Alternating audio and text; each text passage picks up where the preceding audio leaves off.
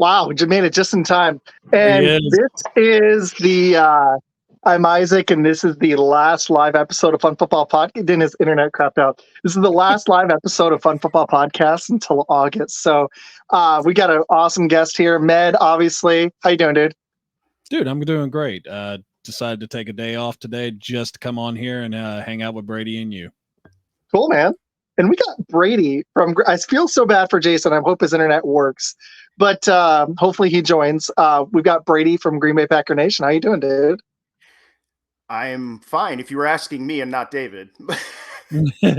Sorry. Yeah, I'm good. And I do want to give a shout out to Jason, who's been with me a long time. I appreciate all those supporters like that, guys that have stuck with me through thick and thin. So very much appreciated. There he is. Jason, Hey. you made it, dude. Yeah, What I'm up? not guaranteeing if it stays. I'm sorry. We've had storms here all day long. So, Are you on your phone or a computer? huh? Are you on your phone or a computer? I'm on my phone. My laptop's down. I actually have to drop my phone off Wi-Fi and just run it on 5G on here. I don't know if you ever do that. Just so you know, like I'm not even on my Wi-Fi right now. My wife's gaming, and me and Matt have talked about it. My internet's bad too, so I just go on my phone and turn the Wi-Fi off. I don't know if you ever try it. I should. Sorry, we were trying to get started. So, but That's okay. okay, That's all right. let's kick off this last show. So it's been a fun season. I got some thank yous at the end, but Jason, you got Brady on, and I hate to just Yes, I kick it do. to you, but why don't you start, dude? All right. How's it going, Brady? Hey, man, it's good to see your face, bro. I see these avatars that are this big all the time, and I know there are real people behind there. I know there are, but it's good to see you, Jason. I appreciate you, man. Yes. Yep. Same here, man. It's about time, right? Yeah. So, my first question to you would be, what's your favorite pick of the Packers draft this year? Oh, man. That's such a good question and such a hard one. I was so stoked when we got Marshawn Lloyd. That's such Good a answer. That was my favorite one too. Actually, I think for first. loved that pick. So part of it is like most of the time you're thinking the first pick in the draft is going to be your favorite one. That's the guy, that's your Rashawn Gary's, that's your guys that you now. And I think Jordan Morgan is exactly what the Packers think he is. I think it might take a little time, strap a rubber band around his elbows, keep his hands together, teach him some technique. And I think he's going to be really good. And I did like that pick better than most, but it's between, so this is what I'm struggling with because I believed in Jordan Morgan more than some others do. But it's between Edger and Cooper, which in the second round, I absolutely adored. And I know a lot of people would have turned cartwheels at 25 to get him. I was not so much in that camp, but I'm going to say, favorite to me, I can just kind of be fun about it. And I'm going to say Marshawn Lloyd. And I think he is a starter for us or behind Josh Jacobs sooner rather than later. For me, the big thing for him is, picking up pass protection. This is a much different league and he's going to be asked to do a lot more. And I do think, it is often overlooked how freaking elite Aaron Jones was at pass pro. You can talk about his size all day long. He was fan-freaking-tastic. But I am really excited to see that kid play, and you're going to get a ton of him in the preseason, I would think. Can't wait to see him in training camp when probably you're coming back to doing your live shows again. Maybe we'll be talking about him sooner rather than later. I hope so because I was ecstatic when we picked him. I was already happy about Cooper, but I knew I wanted depth at running back, and I was kind of on the Braylon Allen train. But the more I watched on Lloyd, he was kind of my sleeper pick that I wanted, and I kept not saying it because I was wishing it into existence. And man, I swear, this guy's like, I think he's going to be perfect for us. He's the one pick that the Hopper pick. I want to get your thoughts on, but I'm with you, dude. Yeah. Jason, what do you think? What was your favorite? My favorite's Cooper. Mm-hmm. I was like everybody else. I wanted, Dijon and Kool-Aid, but Green Bay went, offensive line, which is, they know what they want. So But Cooper, I think he's going to be a stud in this league for a very long time. He's already impressing the coaches right now, just in the little camps that they have right now for the rookies. Yeah. Good call. And Nick, after you spend a first rounder on Quay, you kind of you got to hedge your bet a little bit on that working out overall with that off-ball linebacker. Well, I got a quick question, but just to piggyback on that, so the more I've watched on Jordan Morgan, where do you see him fitting? Do you think he's going to stay at left tackle, or do you think he's going to play right guard, or do you think he'll surprise and maybe play center, or possibly right tackle? And if we move Tom inside at center, which they said they wanted to do, and we keep Walker at left tackle, where do you think he plays? Yeah, not to say I know. I think my first answer is I don't know. My second answer is, though, all of those kind of sound like a win right now. Now at 25, this is the back of the first round. I mean, this is a Packers team that's going to to the ages of the ages probably be picking in that round. That's what we're kind of hoping. But if you get a tackle out of that situation, and I mean, on anyway, you could get a guard, somebody else. But I answer your question clearly. I think with he build a lot with that he can do the drills and I think he can move. I think he can well to be our left tackle of the future, and I think he could be an upgrade. For me, though, that would not necessarily be sooner rather than later. It might take a little time. I think he needs to be coached. There is one question, and it was a problem. It took a while to really dial in. So, is coach stable the kid? If they are, I think he can be the left tackle of the future. And I may be completely wrong about that. I know about the small arms and whatnot. When I see the kid move, that's me. I mean, all of your pops got to come from the ground up, and getting his hand set with his movement, I think it's very possible that he is the left tackle of the future. Now, again, if he ends up at a guard position, we upgrade the right guard position. Again, I feel like we've just won. We're in a little bit of a good spot in terms of having a right and left tackle that are in place, that are serviceable right now. And for me, an upgrade, yes, at 25, you feel like you want him to be an upgrade. I would say either at the left tackle or the right tackle position, you want him to be an upgrade. You picked him at 25. But I feel like the Packers kind of hedged their bet on winning, even if he doesn't. I think what people don't, at least to me, realize is if you bring him in, even if he doesn't pan out, he can still be a net win if the competition that he brings upgrades the offensive line as a whole. And I think that's kind of what you were putting your finger on too, is does he move to center and we end up with an upgrade at center from Josh Myers? That's a freaking win. Again. No, I'm with you, because I actually think I'm hoping he plays left tackle for us, and the arm length isn't like the biggest. It's not a deterrent. He actually was really good at pass protection in college against lesser competition. However, if we get a starter on the line, I'm happy. It didn't have to be a left tackle. My thought was, if we were going to get an interior lineman, I get some of the medicals on JPJ. I kind of thought Barton was the pick. That was my only slight disappointment. But it's not like we went out and drafted like some teams do. We drafted the guy that was a second or third round grade. Well, he might have been a high second, but it wasn't like an absolute reach, which actually really didn't happen in this draft, other than maybe some of the quarterbacks that I'm not huge on. Yeah, and another thing to me that I think flies under the radar in this particular draft is, his Senior Bowl. The Senior Bowl standouts in this draft. And the fact that these are the kind of COVID kids that stuck around a little longer. Last year we had so many young players that were literally just getting their feet wet in this league.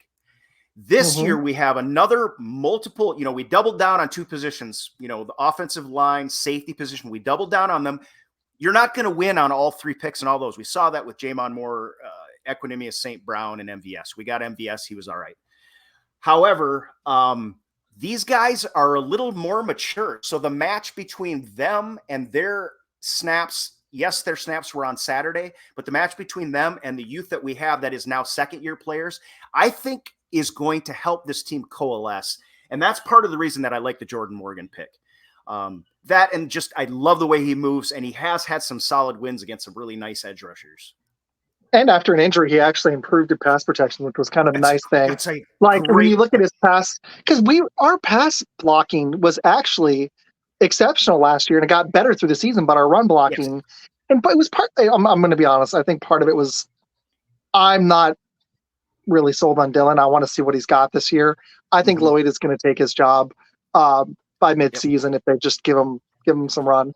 And honestly, if Jacobs, I'm hoping this doesn't happen, but if Jacobs doesn't rebound, like his career's kind of been like this. He's been wildly up and down, actually. If he doesn't rebound, I think that was a safety net for us picking Lloyd. Because I actually, like Cooper, he was one of the best running backs in the draft. But I got a question for you. Long-winded one there.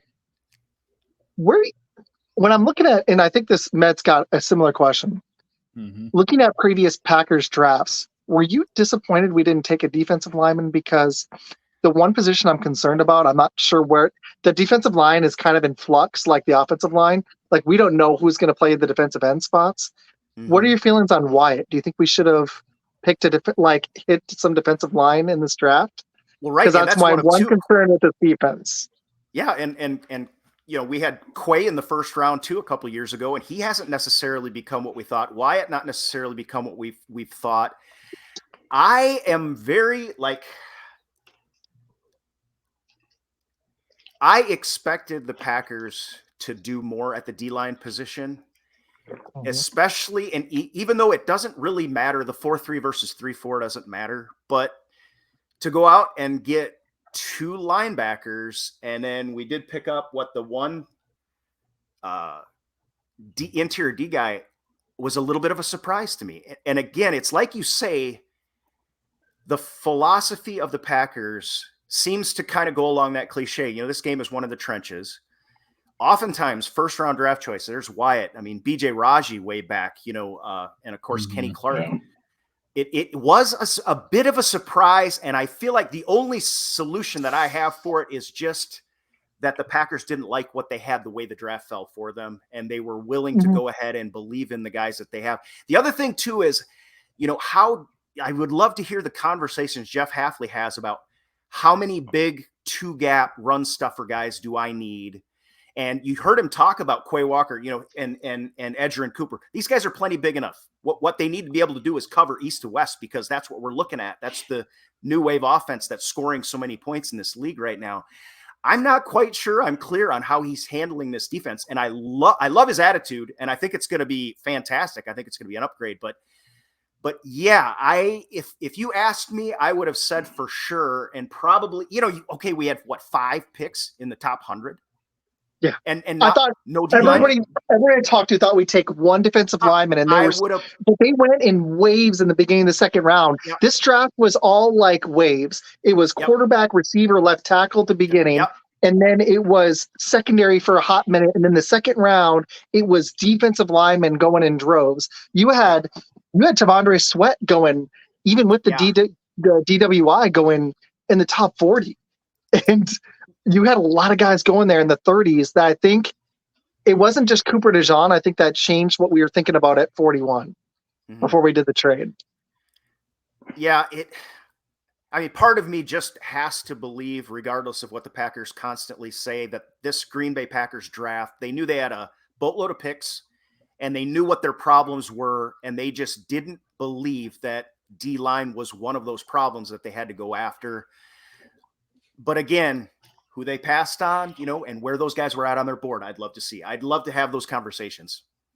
Wouldn't it be so nice just to know, I know Med would have loved this too, because I know he liked the Adunze pick, but he would have preferred Verse or Turner. So, all right, Med, I've talked a lot. You got, we'll go back to Jason in a second. Med, you got some questions?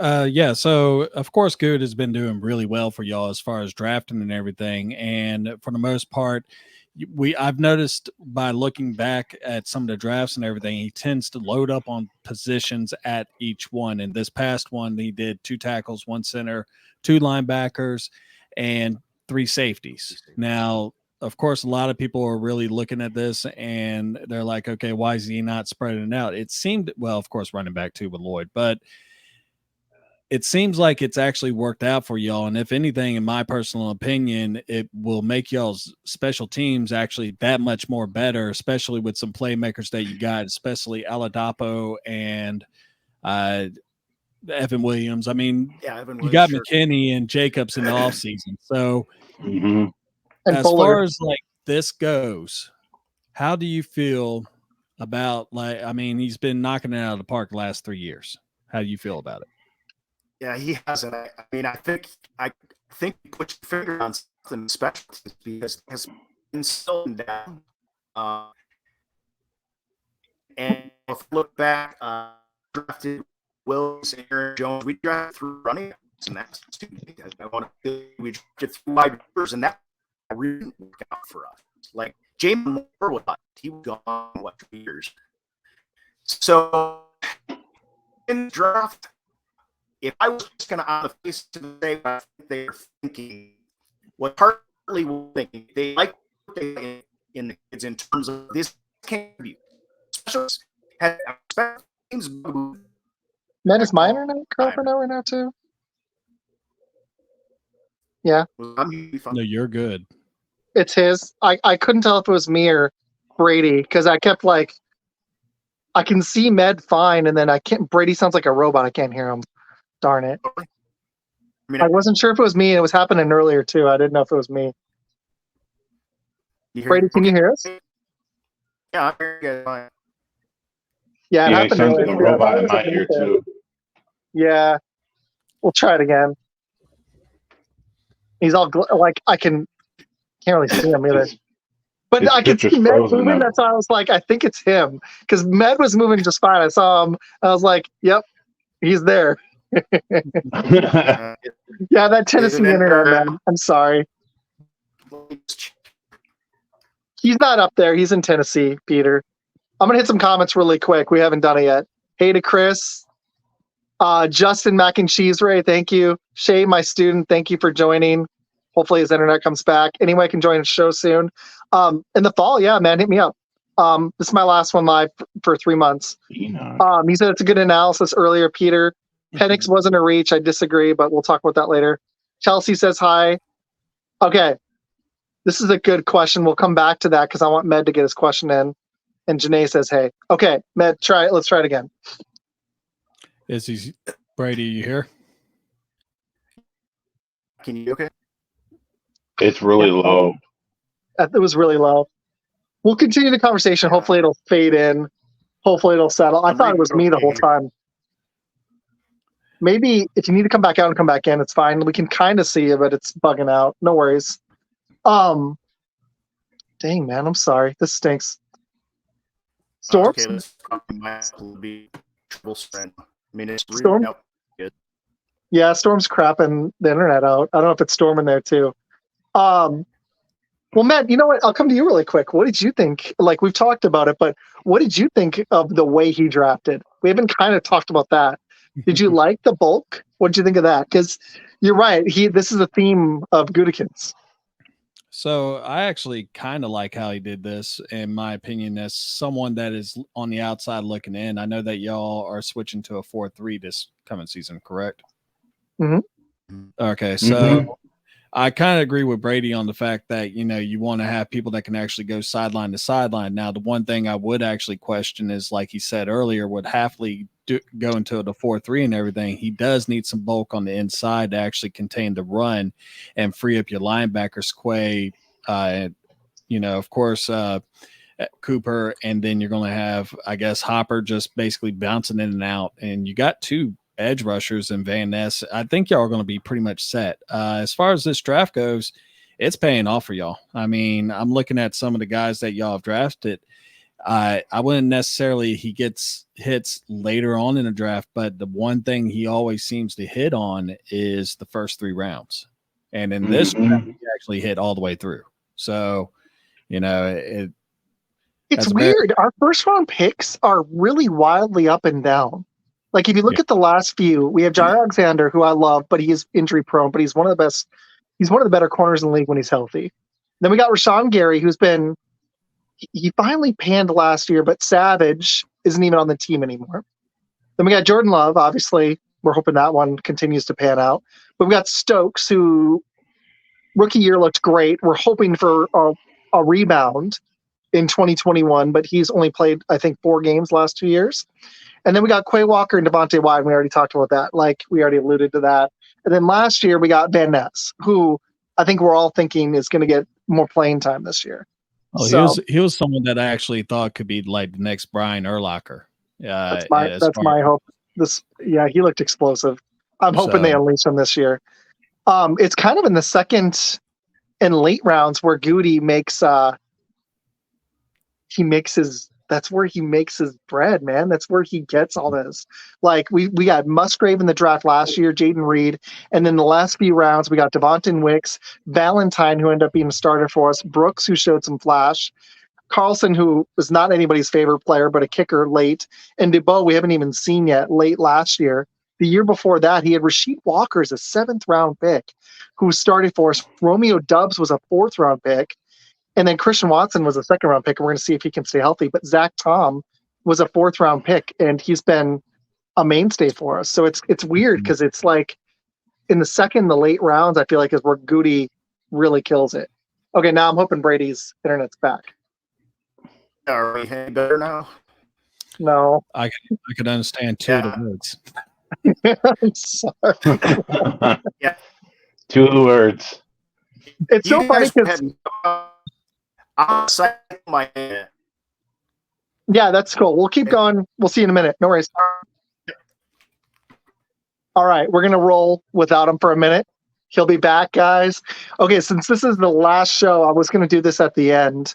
And you know what? I will save it for the end. I'm going to do some thank yous. He's going to restart his internet. But we'll keep talking, and we'll do I got some big thank yous at the end.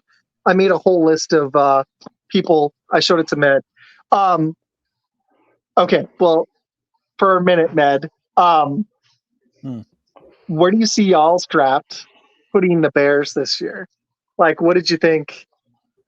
We've talked about it. We've already talked about this, but I'm curious. About it a couple times, but there's people here that didn't hear us talk about it. But overall, I think it was actually a pretty decent draft, other than the punter. I mean, I get why they did it, and that's a part of the game as far as like field position and stuff, but with other needs that we had to address, like an interior offensive lineman, I think we should have went with like a guard or center personally. Do you agree with the some of the stuff that this is one of the best supporting casts of rookies ever had? Or do you think you want to see it on the field for a minute first, kind of like I do? Like I kind of want to see the Packers receivers actually continue to develop before everyone anoints us as having one of the better receiving cores in the league. I kind of want to see them play consistently well instead of just in spurts. So for the Bears, I kind of just want to see it. Like it's the same thing with the Packers. I need to see it on the field. Well, we're a young team. And it seems like we've been for a little bit. I mean, yeah, we did get some free agents last year and everything like that. But as far as the sporting cast goes, I mean, he went out and got Keenan Allen for a 4th round pick. That's a huge pickup. A number 1 receiver, already had DJ Moore, and Adunze is projected to be someone that will be one of those guys that can battle for you. So it's potentially 3 number 1s on that offense. And with DeAndre Swift and Herbert in the backfield, I mean, it's pretty nasty. I mean, it just really feels like it's going to be what can Caleb really do as far as, offense as a rookie.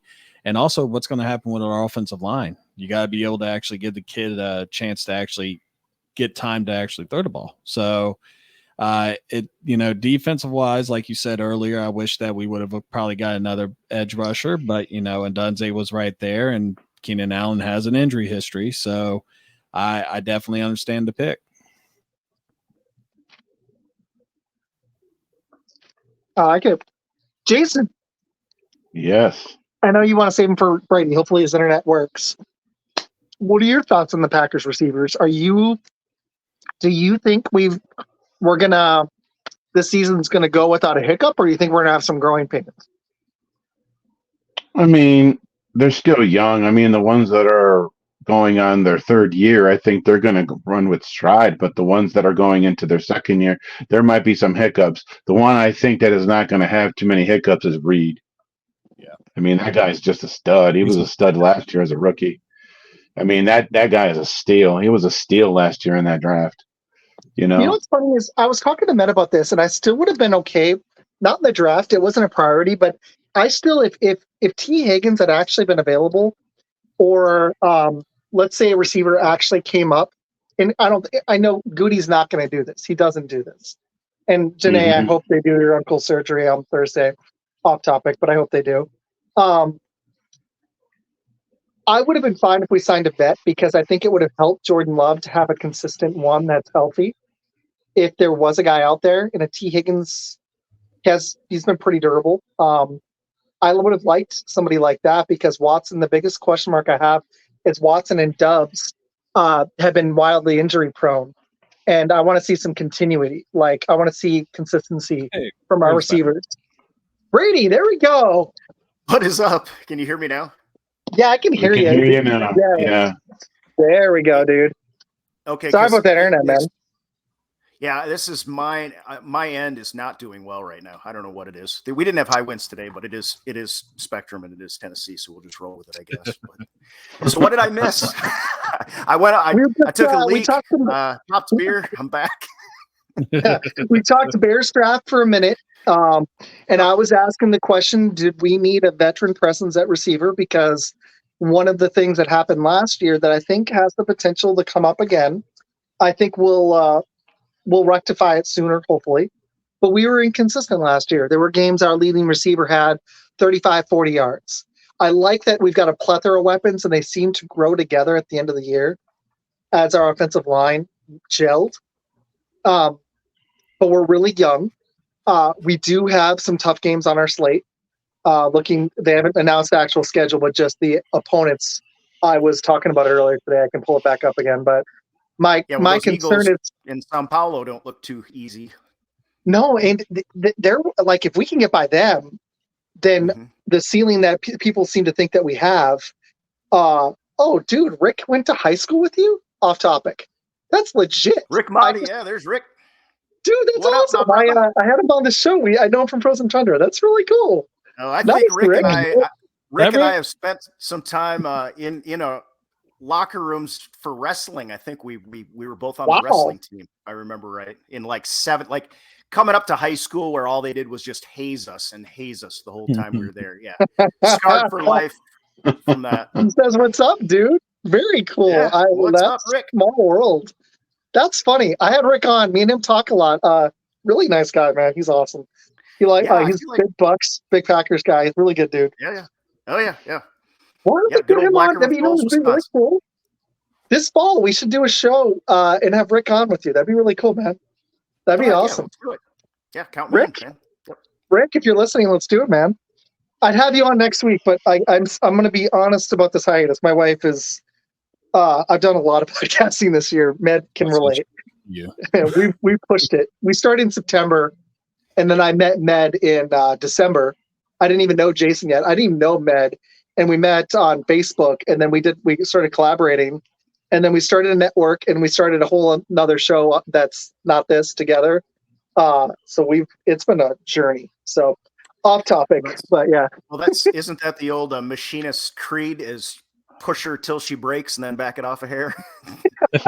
Yeah, we both have really we've been killing it. You can relate, Brady, man. This is it's great, but it's so much work trying to build a brand. It's kudos to you, man, for where you're at. Because how long have you been at this? You guys, how long have I been at this? Wow, that's a great question. What is 23 minus 06? Yeah, so I've been at it a long time. We did 17 years. Yeah, my brother and I think, did more than 10 years before we made a penny. And then, of course, at that time, the model was, build a website, have ad rolls through your website and try to get traffic to that. We actually at one time had what I believe is the only Packers Pure Humor and Satire website. Wow. And worked that. Nice. Still have it. It's called Cheese. Yeah. And then basically the Facebook, the Packer Nation Facebook fan page, which I do always give the disclaimer, I have yet to buy an ad for that page. So I am a little bit proud of the fact that it is 100% organic growth. And we just kept at it. So yeah, it was nights and weekends. So I know what you know, and life comes in, you know, you got a wife, you got maybe kids, you got school things going on. Yeah. Well, and I'm a teacher, great. so I'm end of the year tired too. So like it's double tired. I took like 3 weeks off. My aunt passed away. Med had a family member pass too. So it's been a it's like a mom and his grandma passed. So it's been a rough year, but we've had a lot of, it's been a fun first year, and we had, I think, you know, solid growth. I was counting the number of people that we collaborated with this first like 7-8 months. It was pretty awesome, but 17 years, man. That's amazing. Good. That's awesome, dude. Seriously. Yeah. I think Facebook used to tell me how many videos I had done. And back in, I want to say 2017, it was like 2000 at that point. And then I just kind of faded away and forgot about it. And I don't even know if I can find those numbers anymore, but it's fun. But it's like you say, you know, once you get to a certain point, and when you're having success with something that you put that much time into, it's so freaking fun. And I'm talking about football, for crying out loud. Yeah. But it is, people a lot of times don't realize, you know, behind the scenes, the kind of work you guys got to put in. And like me, I'm an introvert. So every time I'm in front of the camera, there's energy going out to the people, and then I have to go recuperate somewhere else. So I hope you can get that as a teacher. Yeah. My dad taught me as a teacher. I can be extroverted. I'm an extroverted introvert. So like I get home and I just want to see the wife or play some video games, and just, I need away time. So I can do it on here. But I almost, as much as I love teaching, I almost went for journalism. So this is kind of fulfilling a dream doing this. So I'm hoping to just continue doing it. So yeah. And the funny thing is he didn't get to join, but my other co-host Bill actually was in radio. And Med has a real gift for it. So I got kind of lucky meeting all these guys, and then stumbled upon Jason, who just started sliding in the comments, like these comments on my show. And he's like, and then he dropped me an office comment. He's like, can I be the assistant to the assistant? And I was like, sold. Because I just for the first time been to the office. And that was a winner, because I just watched it last summer on my summer break. That was my summer show last year. My wife was like, you got to watch The Office. Have you seen the super fan versions? No, I need to watch them. I think that's going to be my summer binge this summer. That and Mad Men. I think I'm going to. I've Take heard your wife really to the good. beach. Yeah. Take the wife and daughter to the beach and binge watch the super fan. Oh, we got a Falcons fan. Yeah, we got a Falcons fan on. Somebody mentioned Peter, I'm going to hit your comment. That's our other guy that just joined. We just expanded on our network, Brady. So me and Med started the whole story. You know what? This is fine, because I was going to be a little reflective this episode anyway, so it worked out. We started a network called Podcast Boys, and the really cool thing, Jason is starting a show with Peter. Jason, you know what? You want to pitch that really quick, dude? Yeah, go ahead. Shine that star, baby. This is you, man. We're gonna shine that bear right now, okay? We're starting a show called the Cheesy Bear Podcast, and we're going to be talking Packer, Bears, and fantasy football on that show. And Pete is a co-host on that show, and we're just going to be collaborating with the Packers and Bears, you know, and fantasy football. So everyone listening right now, I hope you come and join and listen to our podcast. Very good. Yeah. They just did the first pre-record. They're going to do another one soon. And I don't know if they're going to roll for the summer, but they'll be live by August. So we'll see. Yeah. But first run was really good. So yeah. Yep. Draft in Vegas, baby. Let's do the fantasy draft in Vegas. There you go. That would be legit. That would be legit. But Brady, you know, one of my favorite things about this, and I didn't expect it, but it's like teaching, is one of my favorite things has been meeting almost like legitimately like 99% the people that I've met through the podcasting community I didn't even know were this cool, man. It's been legit. Like me and Med talk all the time now. And it's like for an introvert, it's really cool to meet people that are like-minded. And not just Packers. I've been trying to expand, but talking. Yeah, I know, and we're having a Packer person. I had to do a Packers show for the last one though. But man, yeah. So good. Thank you for joining, man. All right, I got way more questions for you though. So, okay. Yeah. Should he go back to the answer that he was saying that when he cut out? Yeah. I never got to answer. Yeah, let's go back to that.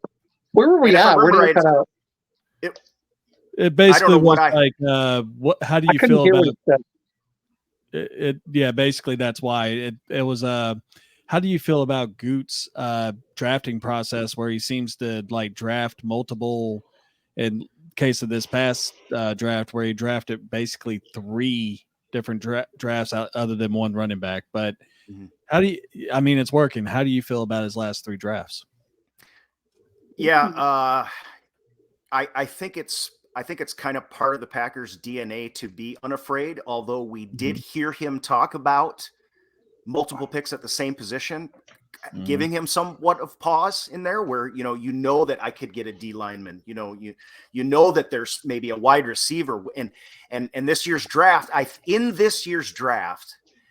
I really appreciated the fact that before this draft, I don't know about anybody else's opinion, but my opinion was, listen, we need tackles, but this is a pretty top heavy draft. We're at 25. I don't think top tier is necessarily what we're going to get. We need safety at that point. Of course, then you get Xavier coming in. Weren't expecting that, which was a very pleasant surprise.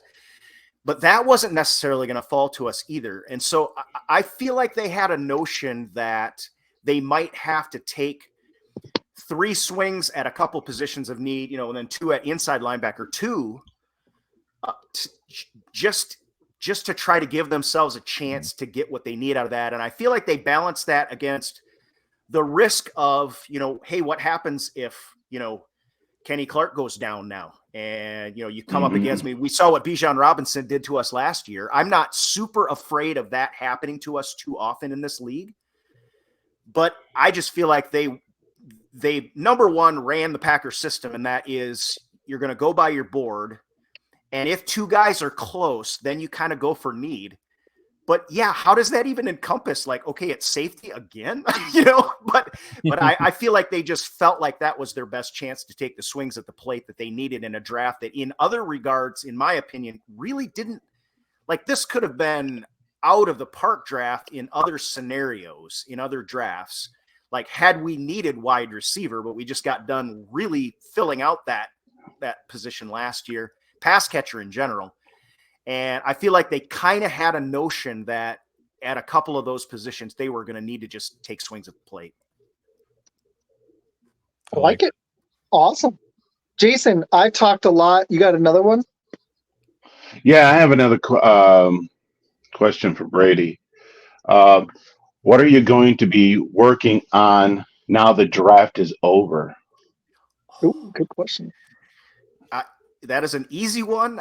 I'm a little hesitant to talk about it to some extent, but I love the question. I'm working on myself now that the draft is over. That means, I've still got all of the plans. Yeah, all of the plans for doing the live broadcasts. Everything that I've been doing this last year is leading up to the draft in Green Bay in 2025.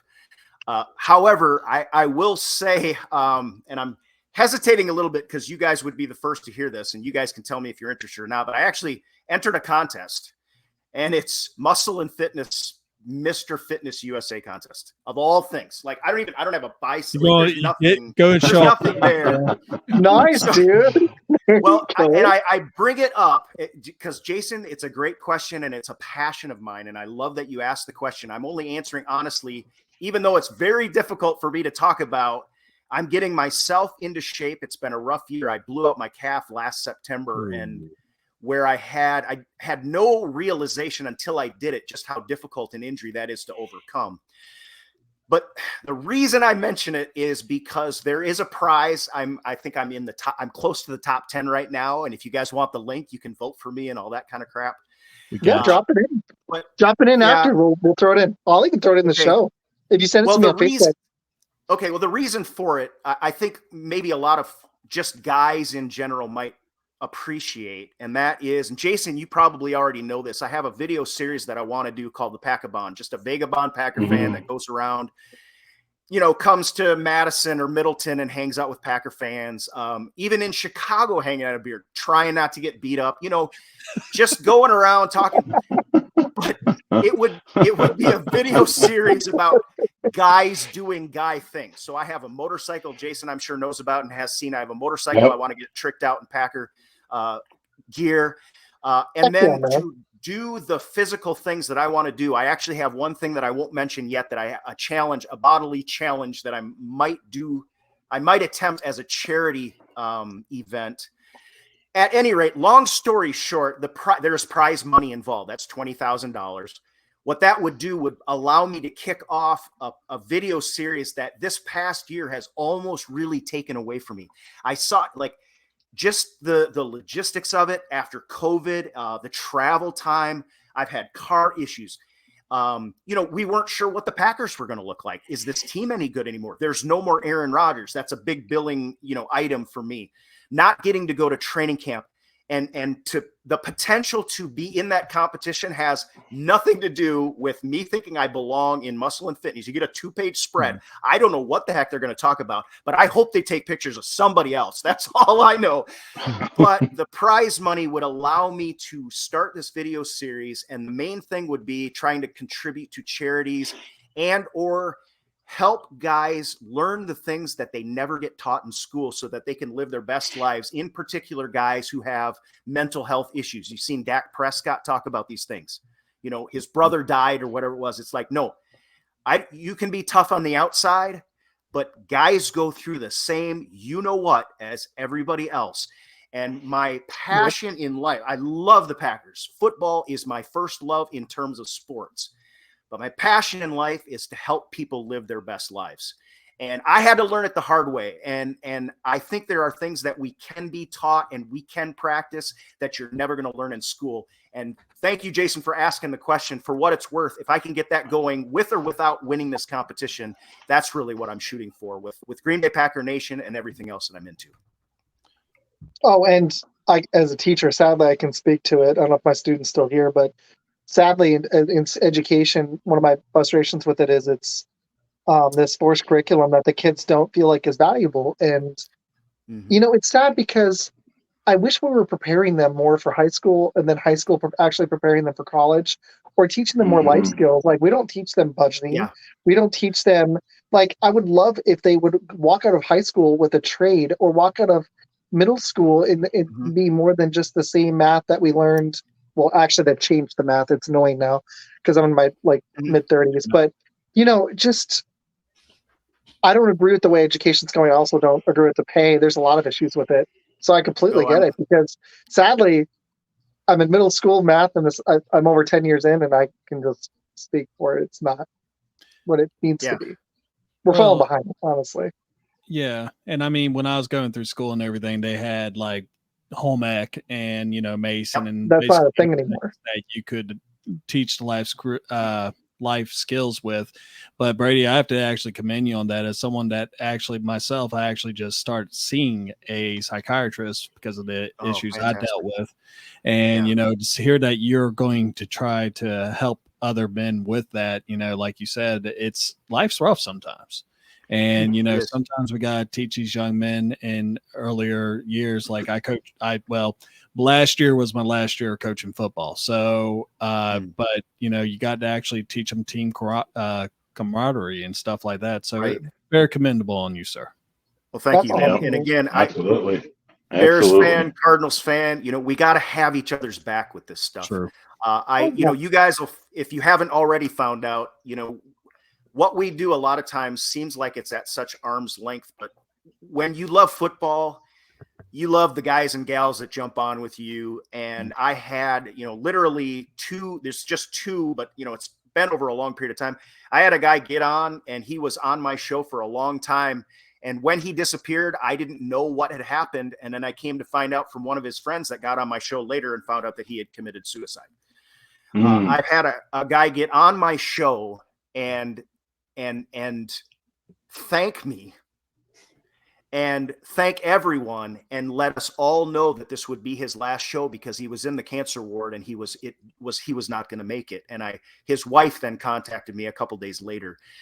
What we do, there's so much criticism about what we do being so hands off and so clickbaity and so nobody really cares about everybody. We've gotten with your network and what you're doing, what you built, like you said, in such a short period of time. We've all got the power. And, as a coach, man, I can't imagine how great you are at teaching people things and helping people feel great about themselves. As a teacher, my dad was a teacher for 35 years. Jason, I don't know what you do, but I don't need to know because the way that you encourage me to keep doing what I'm doing. And I think there's a lot of power in that and a lot of synergy that can come about. Mm-hmm. Jason's his energy has been awesome, man. You know that, Brady. Oh, heck yeah. Dude, man, that's pretty awesome. I hope you win, man. Seriously, that's legit. In mental health in men, like you just said it's such a stigma. When I went on and talked about my aunt dying, I wasn't even trying to get any sympathy. It just was spilling out because I don't actually talk to my mom. It's a whole story. She's an alcoholic, and I've said this on the air. There's a whole lot of reasons we just don't talk. It's a lot. It's like I could do a whole 3 hours on that. I've actually been to therapy about that and other things. And when my aunt died, it was like losing my mom. And the thing that shocked me. I didn't expect this. I didn't even think about it because I just come on here and I just speak truth. I don't lie. I don't believe in that. It's just not who I am. And so I openly talked about it. My wife joined the first show after. It was the only one she's been on. She was great. Med watched it. But the comments I got after, I was like, oh shoot, yeah, I forgot this is people actually watch this. We've been building an audience, and it's a forum for a lot of different things, not just spewing Packers, facts, or my weekly picks with Bill, or me and Med joking about the Packers and Bears, or saying Jordan Love's the greatest, silly things, that matter to us. But I forgot how much this, when you really are authentic, I just didn't even think about it because I was just being me talking about it. And then people were like, I commend you. I was like, wow, I didn't even think about it. So yeah, man, you're right. It's such a weird side effect I didn't expect out of this forum, Yeah, it really is. In a social media world, just being me can be the scariest damn thing. Yeah. But at the same time, when I have done it, I have gotten more support. Guys like Jason right here, right in front of me. Yeah. I've gotten more support and more people because we all live the same human experience. Yep. This is taking such a turn that I like. This is like sports therapy right here. Therapy. I mean, but seriously, the fact that you're going to go try to do that to help people, dude, absolutely. If you want to drop the link right now, man, I hope and that you're working on you. Good for you, dude. I've only known you not even an hour. That's legit. Well, okay, so it's interesting because you talked about my dad was a teacher, but he also was a coach like Med. So I grew up in locker rooms, on the field, the basketball court. He started every track meet I ever ran. He was at my wrestling meets. And it just kind of gets in your blood to, I just want to better myself. But the challenges get greater as you get to my age. And so I'm kind of trying to take a swing at something that maybe a lot of people, wouldn't be able to do, I guess, at this point. When is all that? So what are what's the dates on all that? Well, I had time and I didn't get really ready for it. The voting opened yesterday and there's only 9 days to get through the first wave.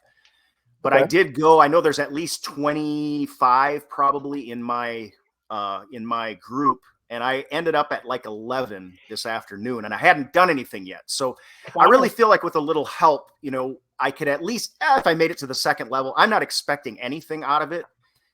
To me, it's just an awkward thing in the first place, but it is to me a very clear path where I could get some of these things done that are very much in question if I don't, so I'm just going for it. I tend to jump in with both feet and I'll try and get you the link. And if you want to spread it around, you can vote for Absolutely. free. They ask you. You can also do a $10 to charity and get 10 votes. But I mean, I'm just asking people to throw one in, so. I got to hit some comments because they were about this, and then I want to keep going. Chris said so his show is, he talks with us on the air a lot. He's been on this show, and he's had me and Matt on. He agrees that group therapy, that's why his podcast, when he does the episodes, feels like therapy. It's helped him with his anxiety. Nice. Mac and cheese, thank you. Thank you all for being open and vulnerable and honest. That's truly a huge blessing. And then Rick said, Brady, your dad was my teacher. Yes, he was. And he said he was the first male to take home ec, and then all the guys started taking all the time because they were jealous because he was making food. Making food, yeah. Yep. He made some good stuff. Also getting all the numbers too. That's Also, why we took it. Rick was super ticked. He was one of the guys who wanted Cooper DeJean. I think Rick on the side messaged me about Cooper DeJean like 50 times. And when I had him on the show once, he talked about Cooper DeJean. And you know what? Just for Rick, I got to ask, did you want Cooper DeJean for the Packers? I not only wanted him, I predicted Cooper DeJean on the day of the draft. Now, I had hit on Lucas Van Ness. I had hit on him last year, and I was trying to double down and feel like really good that, again, this moron who didn't even play high school, blew out his ACL as a sophomore in high school football and circled back around to football, got something right back-to-back years, and it didn't happen, and I was mad. But however, again, the Morgan pick, once it sunk into me, I became very fine with. So, yeah, but I like those Iowa kids. The Lloyd one was actually the best for me because so it was funny when in free agency, I wanted to ask you about this, and then I'm gonna kick it to the other guys. In free agency, when we signed Josh Jacobs, it was before the McKinney move because I was out with my wife that day. I remember the order; it was funny. So we went and got Josh Jacobs. I was like, we signed. I never would have predicted that. I don't know if you had intel on that, Brady, but I was like, Josh, what?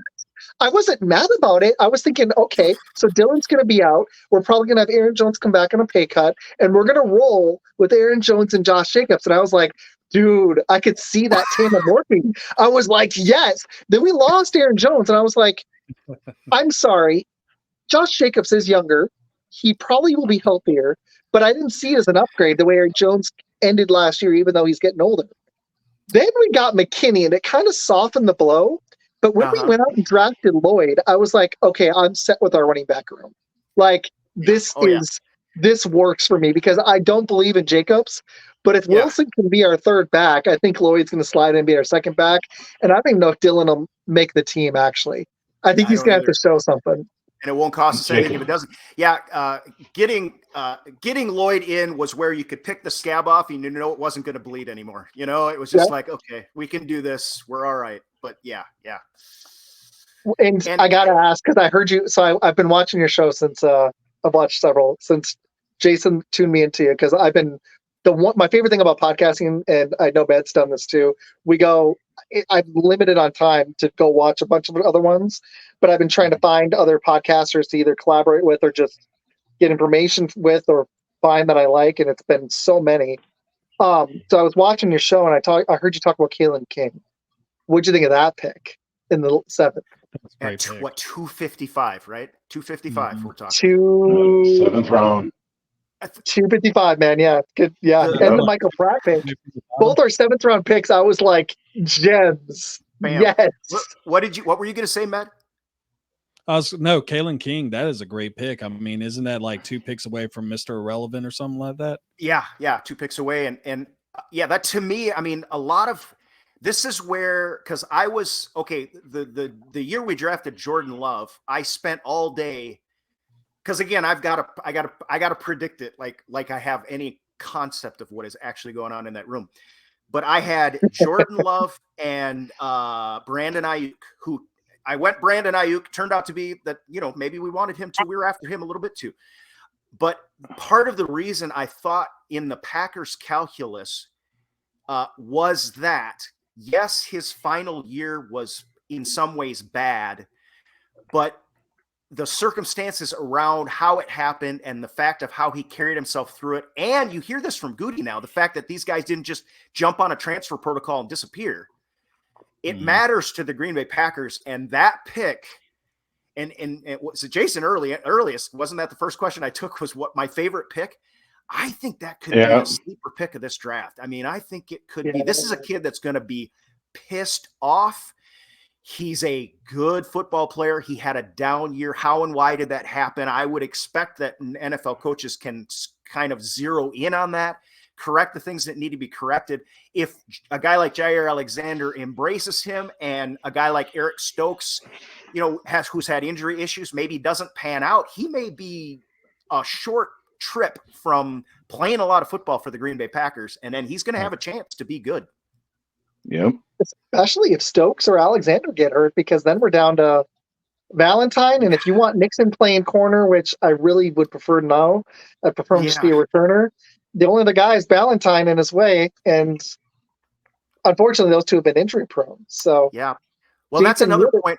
Sorry, go ahead. You're good. Oh, I was just going to go back to Med's question about Goody's draft earlier. That is one other aspect of it to me is, he addressed the possibility of getting a nickel cornerback elsewhere if necessary. And which may not be ideal, but I think there's some genius to that calculus. I think he, I was a Cooper DeJean guy, but I think they covered a lot of bases, and I think they had some subtleties to this draft that a lot of your regular fans, we're looking for the sexy picks. We're looking for the guys with the numbers, the athletics, the athleticism, the RASs and all this stuff. But I think they did some things that subtly a lot of other GMs might have gone, I kind of see where they're going with this. What did you think? I got to ask really fast. There was another guy later on. I like Jacob Monk, but there was a guy I'd been scouting. We did a million mock drafts. I don't even know, man. How many did we do? Jeez, like hundreds? I don't even know. I did like you did 11 Packers drafts. I did every single team. So, oh man. But we did a 3-round mock with 9 guys. And then I did multiple ones with other people. So there was a guy that kept standing out later as we got closer to the draft, and his name is Katano Ladapo. And when we landed him in the 5th, man, after getting this is when I was starting to love this draft, because we got Cooper, who was the one guy I didn't want to miss, and Goody traded down 4 spots and got him, which is gold. That pick. Yeah. Then we moved up and got Evan Williams, who I like, but getting Oladapo really cemented this for me. And then Michael Pratt and Kalen King in the 7th. But I really like Oladapo. I think he could get some playing time. What are your thoughts on him and Williams? I agree with you 100%, to be honest. And did we trade up for Oladapo too, for both of those?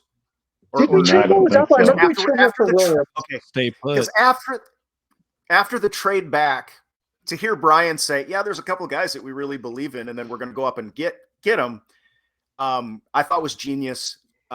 Oladapo, to me, I think you're right. I mean, I think he's in a position where he might get on the team. It reminds me, like, wasn't Tramon Williams like an undrafted free agent, and he just came in and he was in the right place at the right time? I think Oladapo could be in the right place at the right time. And a lot of our, like, the Packer players that end up being our studs end up being later round picks. Like, I was doing a top 10 all-time Packers draft, and the fact that I was able to pull Donald Driver, he was a 7th round pick, but it wasn't just him. Bart Starr was 20. Oh my gosh, I pulled it up earlier. It was 17th round, whatever round it was. Yeah, 17th round, like number 199 or something. Yeah, just crazy. Yeah, it was ridiculous. Like, we've been doing this our whole history. We pulled Jebs. We're not the only team that does it. I know lots of teams do it, but that's kind of historically one of our strengths. I'm going to be honest, man.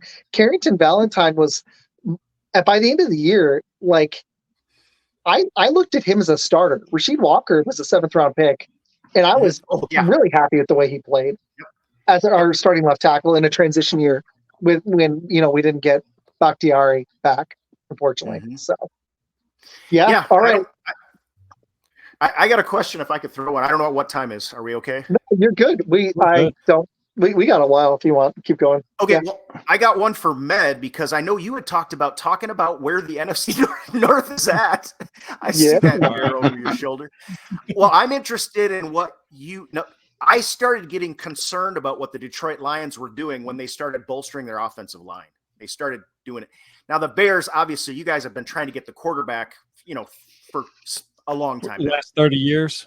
Yeah, and I will say I've had to have this argument. I believe Caleb Williams is legit. I think he's legit. Yeah. And then you pick up a wide receiver. But didn't you pick a tackle after that as well? And how do you feel about your position in the North and maybe a conversation about where you guys relate to the rest of the North? So there's right my now, wife in the other room. Hi, wife. Hi, Lynn. So me personally, the way that I looked at it, someone's asked me, like, what is my stance on the Bears record this year? I think there's going to be progress. I think that we are probably going to be the third best team. I think the Vikings are going to be in the cellar for the next 3 to 4 years. I think really and truthfully, and a lot of people don't like this, and it's going to hurt a lot of people that are Wolverine fans. But J.J. McCarthy was not a first-round pick. He will be a good quarterback, but he was that was a hella good reach right there. I mean, they're going top shelf when he's mid-shelf material. But I see us going 8-9. And as far as like Detroit and y'all, I think y'all are going to take the division this year. I think Detroit will be second, Bears will be third, but it ain't going to be this year that I'm going to be more interested in. It's going to be the following year. Once, the players start actually getting in there, the Bears will, we didn't really have that many draft picks this year. We got 8 next year. And the kid from Yale, Kyron Amagade, he's going to be solid. I mean, and I do like Booker, who was our 5th pick. I don't know how he got that, but Peter will probably put it up in a second. But yeah, I'm sure. I think the NFC North is going to be kind of a throwback to the black and blue days really soon. And, it's just going to be one of those deals that it's going to be a really scrappy division, kind of what you see with the AFC North right now. And also, real quick, Mac and Cheese is just going to keep on hounding us. What did you think about the Green Bay Packers not selecting Elijah Jones? Hold on, I'll put it up for her. There you go. There it is. So there's a whole running joke, Brady. We were in a mock draft, and she talked with Draft Utopia, who is excellent. Draft Utopia, Mac and Cheese is excellent. Yeah, but Draft Utopia is like Mel Kiper Jr. This guy's awesome. Yeah. And anyways, he's a mentat. Yeah, he's good. And anyways, he was big on Elijah Jones, and he told Mac, and she's like, "What about Elijah Jones in the 2nd or 3rd round?" And it was right before the draft, and I was like, I had some guys in mind, and I honestly hadn't scouted this dude. I hadn't gotten to the 6th round, but like we talked about earlier, there was like a discount. There was like there was a clearance sale on DBs in the 3rd, and somehow Elijah Jones went at 90, and Mac was absolutely ticked. But I was letting her know, I was like, before, it's been a running joke, I was like, the Packers better not even think about Elijah Jones until at least the 5th round. And then the Cardinals took him at 90, and she was livid. So there's your backstory. So you got to follow this one up, because 3 years down the road, if whichever one's right, I mean, Mac and Cheese is going to have to get a little pat on the back maybe there if they found a stud and they swooped in before the Packers. We were at 91, weren't we? We were right before that, or right after that. Yeah. Oh, 91. Man, yeah. That's the craziness of the draft. That's funny. That is really funny. They'll be saying no to me. I said no. I went on a tirade. I was like, we better not take Elijah Jones. Yeah. You got to throw down from time to time. You got to have an opinion in this business. Yeah, for sure. Well, yeah. And I'm really happy that we got Lloyd, man, instead of Elijah Jones. Like when I was watching in bed and we picked Lloyd, and I was like, yes. I loved Bullard too. So it was 3 picks in a row. Of guys I had extensively scouted, and I was like, yes, those are positions of need. They realized running back was a need. Good. Yeah. And I think grading this year's draft is really tough because we had 5 picks in the top 100. Do you have to get 4 guys that start for you the first year they play? If you do, you probably need to put that grade down a little bit, but but if you don't, and then you see some development, you like the King pick at the back end, you like the backup quarterback Pratt that we brought in that may end up being trade bait at some point. We did that forever with Favre. If nothing else, you got a backup. I didn't see that one. What was that comment? Was that funny? She said, yes, Elijah Jones. I wouldn't have broken my phone. It's probably worse than that, but yeah. She threw it. She said, I didn't see it, unfortunately, but she said she just flat out shucked it. Yeah. Oh, yeah.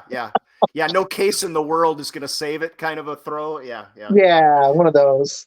Sometimes you gotta. That's what the like I was in Arizona when we lost to San Fran, and I had to step out of the Buffalo Wild Wings.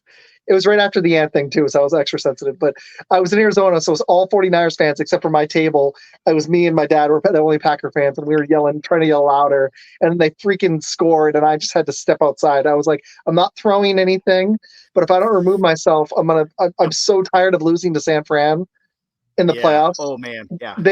That's the team. I don't. It'd almost be like Jordan beating the Pistons. It'd be better than winning the Super Bowl. I just want to beat San Fran. And I want to beat them in the playoffs. I just want to get by them. That's it. I'm over this team. We need to beat them. No, I understand that feeling, Isaac. Do you understand that feeling? I understand that feeling so much. I don't understand that feeling, Matt. Do you want to explain? No, well, I mean, I think we already know where 10 times in a row? What? Yeah, well, it 5 happens. years straight? No, not us. Yeah, it happens.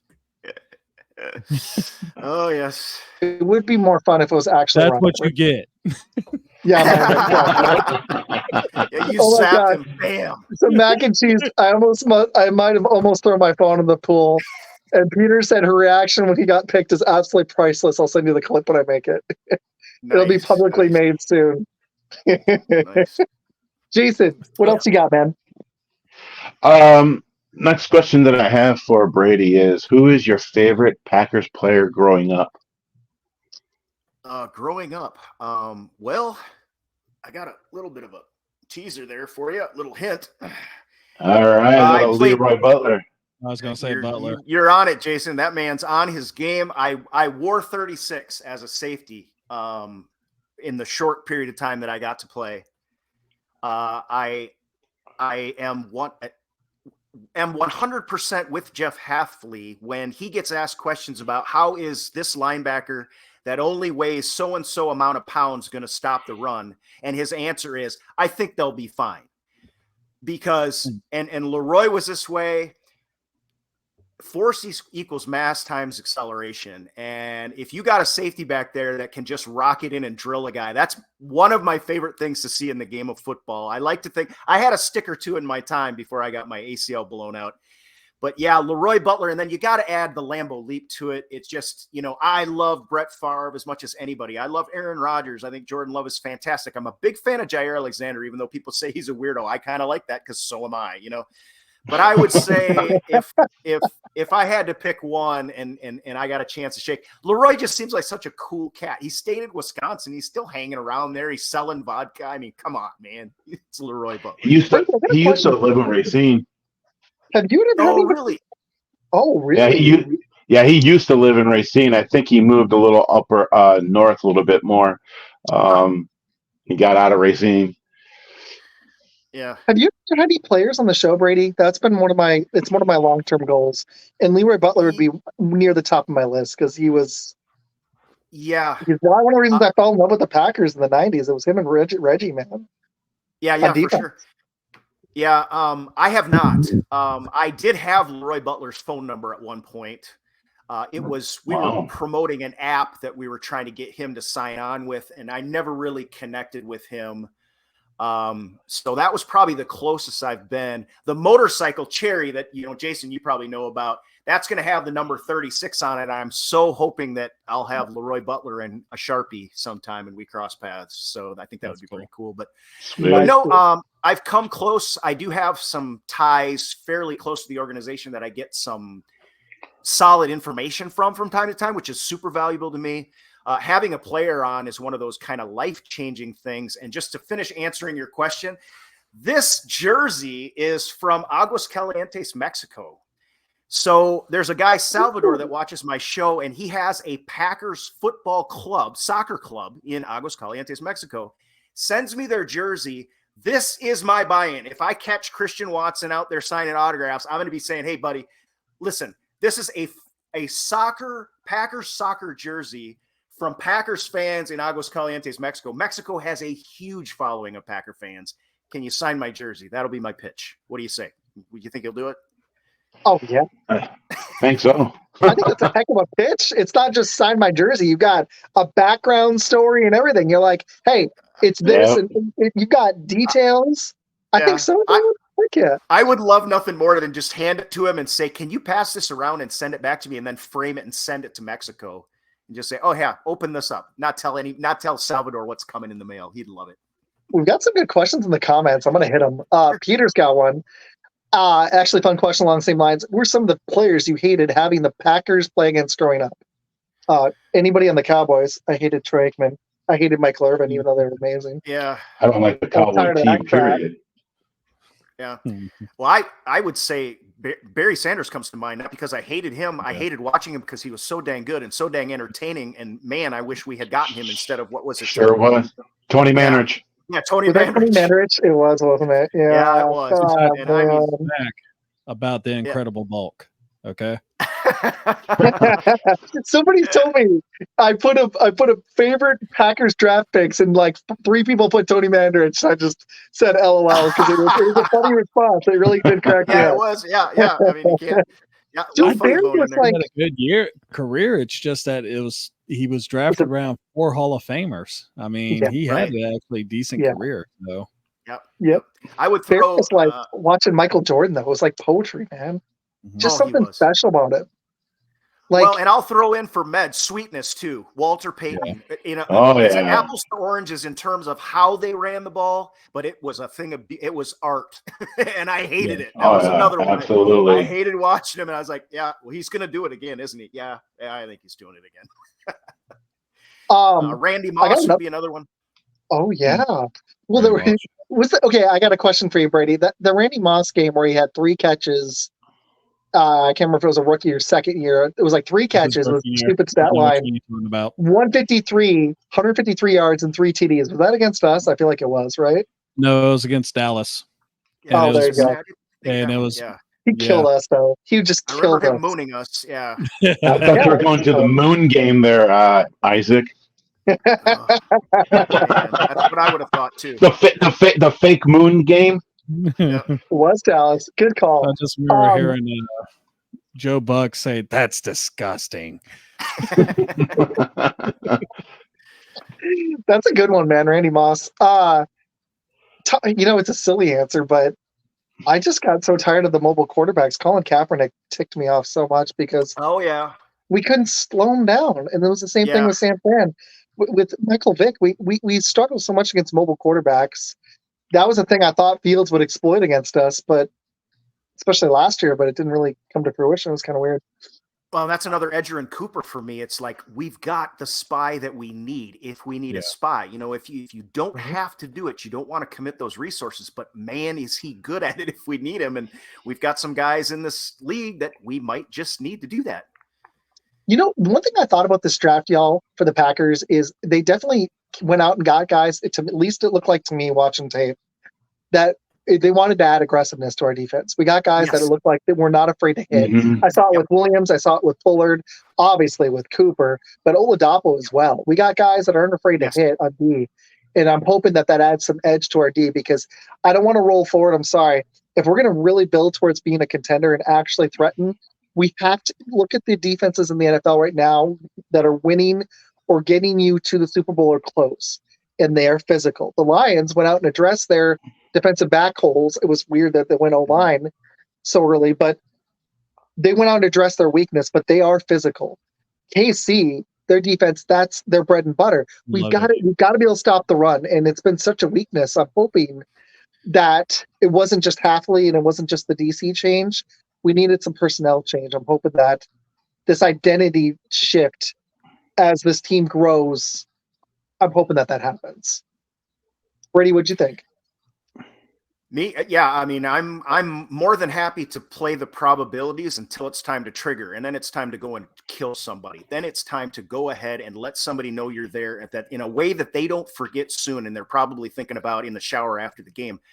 This is what I love what you say, because there's no guarantee. Like, I love the way Halfley's talked about it, but it's also not super easy to just do. But to me, like, and Coach Med can say, I think so much of tackling, it's okay, the fundamental part and then the attitude. And if you have solid fundamentals and you have the right attitude, I mean, I was on the field I wrestled lightweight. So I was at a $105 probably at some point. My pads weighed more than me.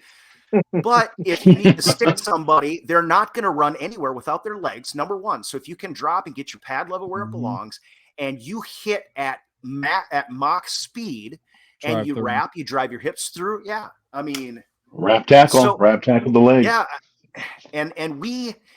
So, obviously Joe Barry is the guy that gets fired for a lot of this, but I don't think Joe Barry was responsible for getting up in any meeting room and telling guys, hey, if you're the first guy to the football, try to get the football. And I saw at least twice defender first guy to the ball trying to grab a football rather than make a tackle. And if we correct some of that stuff, and I think we have the fundamentals and what you put your finger on, the attitude, I think this defense can be what we've kind of assumed it should be. In terms of on paper, we've been paper tigers since probably, freaking Kenny Clark was drafted at this point, and start getting some things done.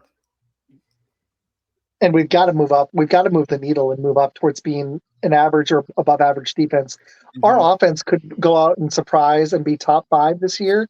It won't matter if our run defense and our pass defense, in hindsight as well, struggle. It's not going to matter in the playoffs. We're gonna hit a team. Dallas ran into this. They can't stop the run, and that wasn't just what we exploited. They've got a bigger problem than Dallas, but you have to be able to. You still have to be able to run the ball and stop the run in the NFL. And then if you've got a great quarterback like the Chiefs had, then you're great. But coaching and defense matter. It still matters in the NFL. That's the only reason to me the Chiefs won the Super Bowl was because they had Andy Reid and they had Spagnuolo and they had an ace in the hole with Patrick Mahomes.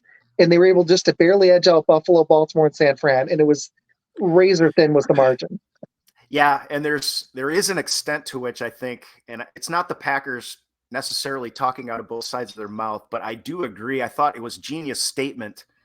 And I'm going to forget. I'm not going to be able to give credit to who it was. But I believe they were even Vikings fans, but they said the genius of the Packers is, you move on from Aaron Jones. Everybody's going to hate that, but you've moved to a heavier running back. And the reason the Packers potentially are doing that is to offset the lighter ILBs that are playing off ball. They can cover, they're fast, but they're a little bit lighter, and we can bruise, A gap, B gap. You can do a little more stuff with them, and you're taking those hits results in less injuries. And then on the other side of it, we've got Jeff Halfley saying, listen, we got light guys that can cover. That's what you need in this league. We're going to be fine. So I mean, it's a crazy chess match that you're playing in NFL. You need speed on defense, but you also need, I'm live near Dallas, man. I'm watching this undersized Cowboys team get wrecked against the right teams that can run the ball. They just get destroyed because they don't have the size. They're getting beat up at the line of scrimmage. That's why I think that's the one thing with the Lions. That defensive front and that offensive line are pretty dang good. And that's their strength right now, especially that defensive line. I think that goes to your question about why didn't we draft a D lineman, because those are the guys that are supposed to keep your linebackers clean. Exactly. Ray Lewis wasn't a Hall of Famer without having some of the defensive tackles he had in front of him. He wouldn't have been Ray Lewis if he hadn't had that. You've got to have that. You need that guy to cover so that you can – it's just vital, man. And I love Kenny Clark. I think he could play that, but I don't see that other guy on our line right now. I just don't see it. Well, also the guys that Ray Lewis had in front of him was Tony Saragusa and Sad Adams, and they're both 350 pounds. So I mean, he was what Polinata, like 340, 325. He was. That's when they moved him over to a 3-4 because the first Super Bowl they won back when Brian Billick was their head coach, they were a 4-3. Yep. But Ray Lewis was the type of player that could elevate the players around him. No one really talks about Petey Bolliware and Jamie Sharper after they left the Ravens. So that second run was Pharrell Suggs, Ed Reed. They had a lot of stuff going on. And they had more talent around them. Yes, they did. Yeah. And it still was, you needed a Joe Flacco run that was special with Anquan Bolden. That was special. It really was. But again, like if we want either Edgerrin Cooper or Quay Walker to be that guy, I'm wondering, what do you think? It's the two biggest questions I have about our team right now is who's going to start where on the offensive line and who's going to start where on our defensive line? Because I see so many different combinations, which is nice to have flexibility. I know Goody believes in it, but I'm curious where they're going to kind of fit, you know? Yeah, and that's, I mean, in Jeff Hafley's first year, the defensive side of that question is really hard to answer. I mean, it really is. We've got a bunch of names. Yeah. You move Preston Smith down and get him off of Smith Island? Do you put him to D end? Do you bring Gary down to defensive end, or do you bring Van Ness down? Is Van Ness going to play with his hand in the ground? I would expect so. That's what I was thinking. I was like, Van Ness probably plays there. Gary probably plays outside linebacker. I'm betting Quay plays inside, and Cooper probably plays off ball outside. Would be my initial thought. And Hopper is depth, and then I'm betting they move Kenny Clark inside. And I'm thinking at the other spot, either I'm hoping Carl Brooks pans, or it's probably Slayton. But like when I compare that defensive line to like the 49ers and some of these other teams, I'm like, man, it still would have been nice because unless Wyatt develops, I still feel like we're missing somebody. Yeah, I mean, and I think part of what I'm really excited about Jeff Hafley coming in is his talk about how, and I think this is mainly trickled down from LaFleur. They've had some conversation or something, but listen, how you have to deal with Jared Goff is very different than how you have to deal with Caleb Williams. You know, I mean, there's every week, and that's where, you know, Brian talking about guys who are versatile. If you handle them right, you coach them up right, I think that it becomes a major challenge at times, but I do think that becomes, you know, and I'm not at all disagreeing that Wyatt has not become what I thought. I don't think Quay has really either. And that's going to be Jeff Hafley's job, you know, is to game plan, get the right guys in the right spots. And then other game, you know, like Bijan Robinson again, like you got to play defense a little different. That guy pretty much single-handedly handed us our lunch. And And a lot of people blamed it on the defensive coordinator. And I was like, I'm sorry. Like, I think Joe Barry's not putting some of this. I had problems with the scheme, but also I had this argument with Frozen Tundra and some other Packers fans. I hadn't really gotten to talk with Jason. I didn't know him at the time during the season. We met towards the end of the season. But I was questioning, we've talked about it though. I was questioning some of the guys' desire, and I was questioning some of the talent level that wasn't really panning out. And I was like, a lot of that is coaching, but also I'm like, do we have the right players? Yeah. I feel like we've addressed a lot of those concerns. Overhauling our safety room was genius. Overhauling our linebacker room was great. I just wish we'd hit all three levels. So I guess it's a big question that we're gonna find out this fall. You know, we sure are. So I got one more for you at the end. I'll save it. Jason, what you got? Got any other ones? No, but I can say something about like Josh Jacobs. Brady, do you think Josh Jacobs is going to finish stat wise, like rushing yards, touchdowns? What is your take on that? So his lowest season was 859-ish, somewhere in there, in the 8s. Last year, right? It was last year, wasn't it? But you're going to be on the upswing year. He does it every 805 last year. He had 805. Yeah. And then he had 12, 15 the year before or whatever.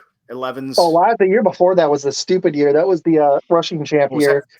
The last year, 2022 was he had over 1,650 yards rushing, almost 5.0 yards per carry average. But he's had the last 2 years where he had less than 900 yards rushing. What was his receiving that year too? I think he had over 2,000 yards.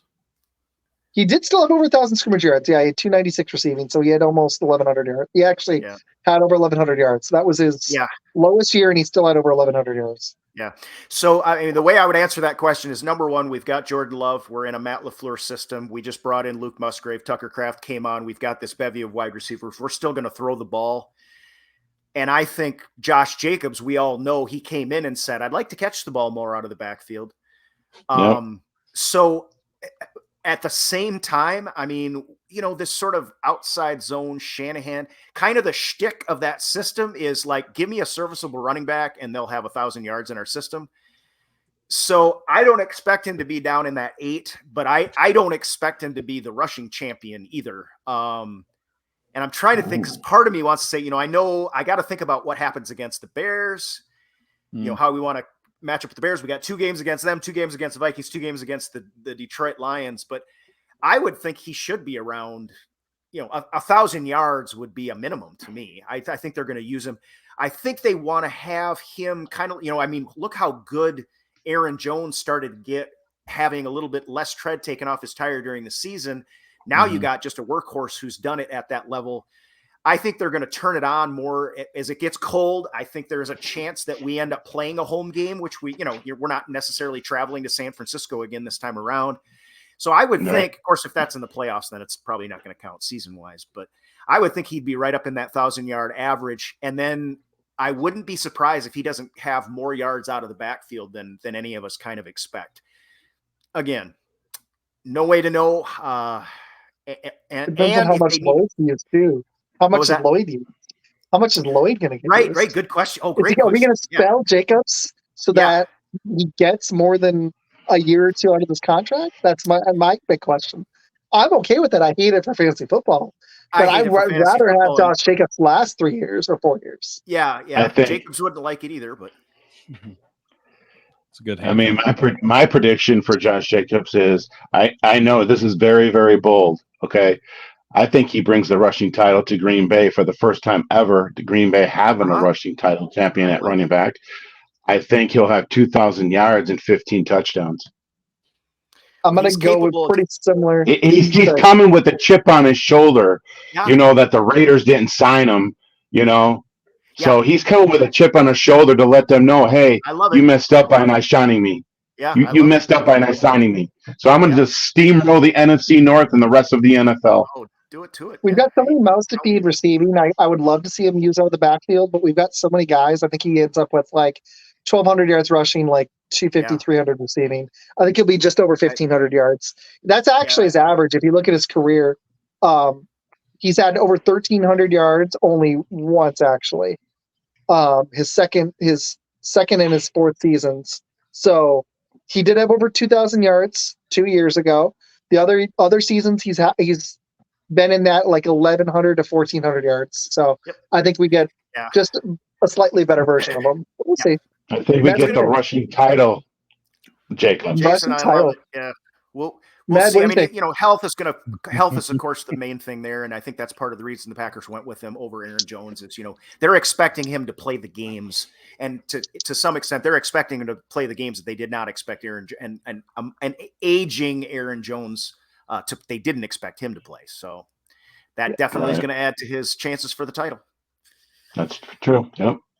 Ned, what were your thoughts on that? And then I want to hit you with a question, I want you to give you a question.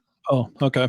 No, I think Jacobs will be around 1,500 yards scrimmage. I think he'll have around 1,100 to maybe 1,250 rushing, and then about 300, 250 receiving. But I think he will actually, at one point, probably lead with touchdowns. So I will say that. Did you have any other questions for Brady, Matt? Yeah. So what is the worst Packers pick of all time, in your opinion? Mine personally was Jamal Reynolds from FSU way back in the day. Yeah. Well, I mean, Mandrich, of course, comes to mind. You know, the one that comes to mind just because of how this year laid out is Derek Sherrod, who I believe got injured right away and then just never turned in. And that was our last first-round offensive lineman chosen, I think. And let's see, who else is in there? Yeah, I I mean, got a weird answer for you guys in a minute. I've done research on this. There's a weird one. throw him in. They drafted, I got to get the guy's name. Ahmad Carroll stands out. Oh, But, yes. God, he was terrible. He was Yeah, so he bad. was. Yeah. He was so bad. Like the guy just, you could tell, couldn't play. But we actually drafted, I got to get the guy's name. I'm trying to find it. Justin Reynolds was one that popped out too. He sucked. Or no, sorry, Jamal Reynolds. Yeah. He was terrible. He only played 18 games for us. Justin Harrell was bad. Josh Derek Jackson. Sherrod is a good one. Fred Vincent was terrible. No, it's a guy that we drafted who ended up being a serial killer. It was late. It was. I got it right here. Thank you, dude. I had it. Yeah. Lost it. Randy Woodfield out of Portland State, worst number 1 pick. He was the 428th pick in the 1974 draft. And he ended up being a serial killer, and he didn't even make training camp. There was a whole bunch of sexual allegations, and he ended up being a serial killer. And we cut him after we drafted him, but yeah. Yeah. Okay, so we're sitting here as Packer fans tooting our own horn about how great a system we've got, and we didn't even have a background check on this guy. Is that what you're telling me right now? Well, this one had to be the year 74 too, right? 70s. Oh man. Was Bart Starr leading the team then still? Is that still when he was coach? Who, Lombardi? 75. No, Lombardi was already gone. Lombardi left in the late 60s. Yeah, and then Bart Starr was coach. What year was Bart Starr coaching the team? I think it is actually Bart 70. Starr. I thought it was later in the 70s. Hold on. It might have been later in the 70s. 78. Yeah, I'm going to check it out. I'm curious now. Who coached the Packers in 74? Dan Devine. Bart Starr started in 75. It was Dan Devine. Oh, they made one Dan playoff Devine? team. That team was terrible. Bart Starr was not a great coach. He coached for almost a decade. Then Forrest Gregg took over. And then Lindy Infante, I can't even say the guy's name. Yeah, Lindy Infante. Lindy Infante. That's before my Lindy time. Infante. Yeah, and then Mike Holmgren. And then, yeah. Yep. Jason, do you guys have any other questions? I want to go to Mac's question, then I got one more for Brady. I did all mine, so. Mehdi, any other ones?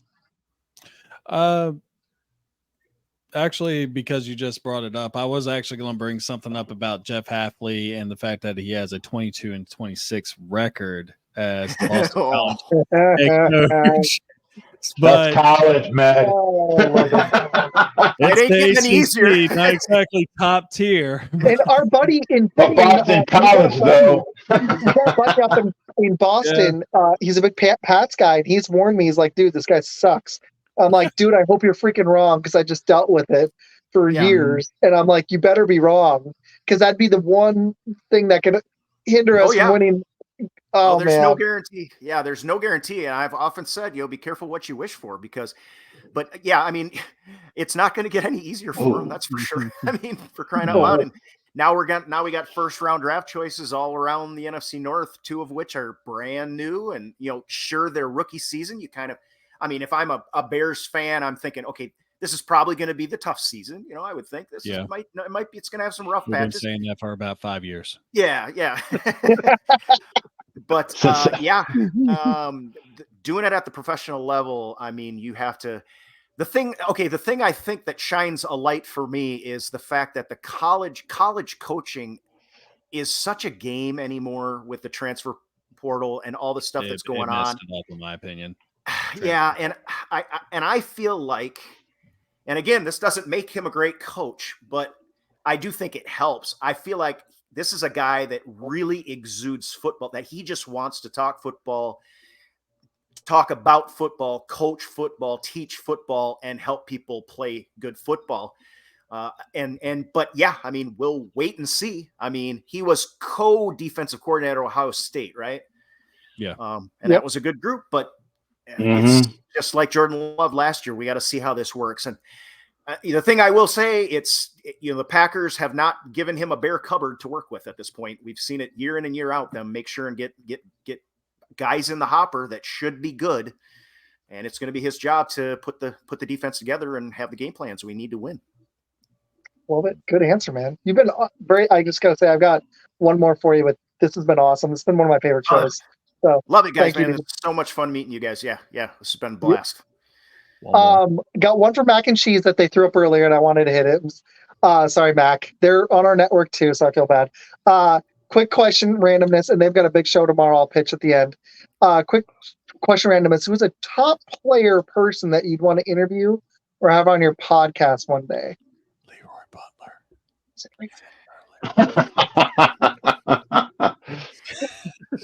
That would be fantastic. I'll tell you who I'll say, just because I think I would want Jair Alexander with the glasses, the whole, because he's he's so out there with everything. I think that would be fun. And a lot of people are off of him because he's so weird in the interviews, but me, I'm okay with it. I think he'd be fun to meet. But yeah, Leroy Butler would be definitely way up there. Like interviewing Dennis Rodman. Like I'm such a nut. Every time I work out, not every time, but I watch The Last Dance. I'm such a nerd, and I think it would be so fun to interview Dennis Rodman. Like, that would be like the experiences this dude has had.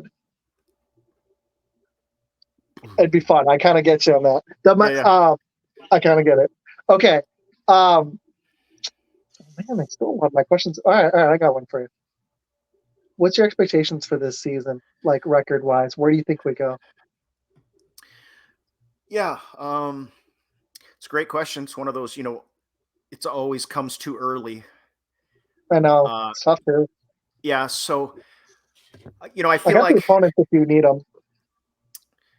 Yeah, I mean, well, you're going to start out with the Eagles, obviously the NFC North opponents, and then we've got we play Tennessee here in Tennessee, right, this year?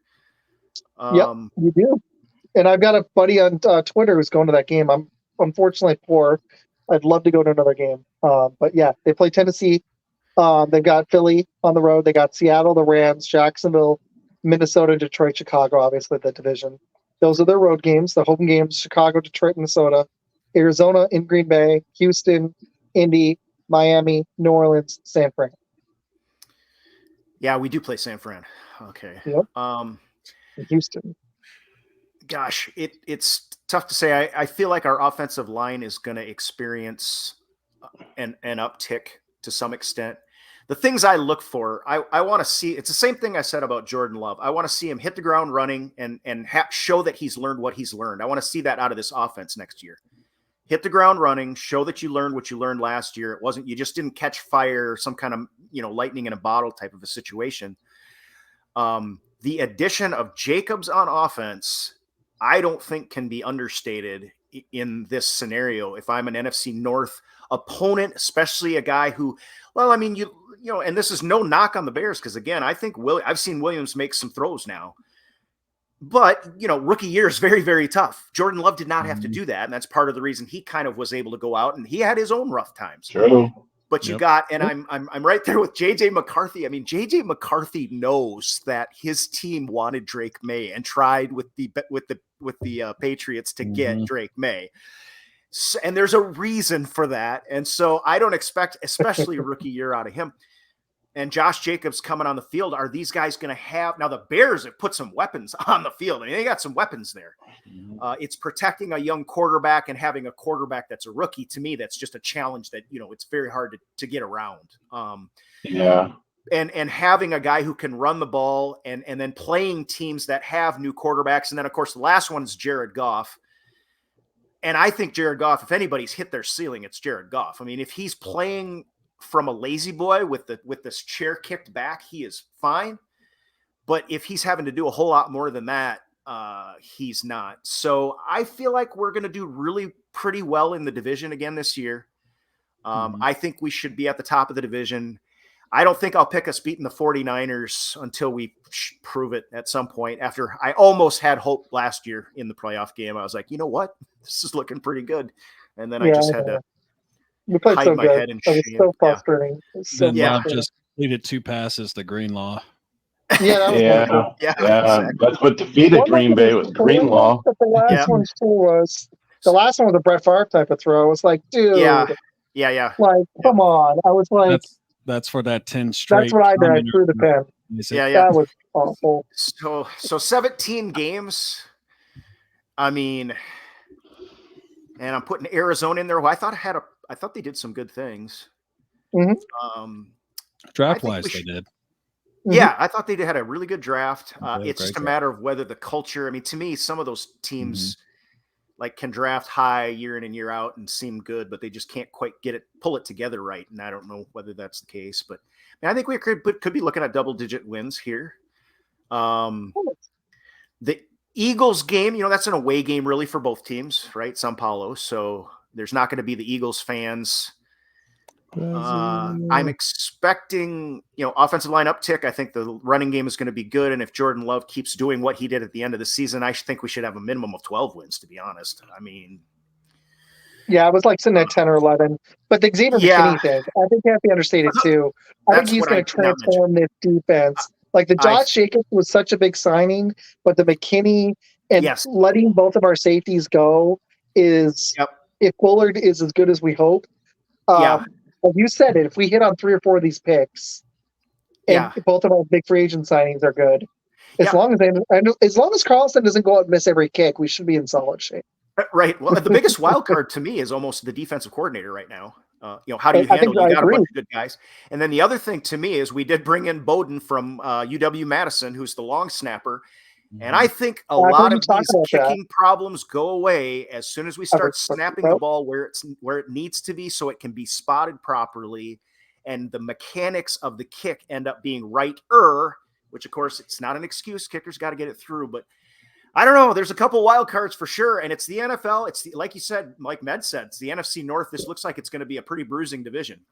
Injuries are going to come along. We're going to be beating up on each other, and it's going to be fun, though. It's going to be fun. Oh, absolutely.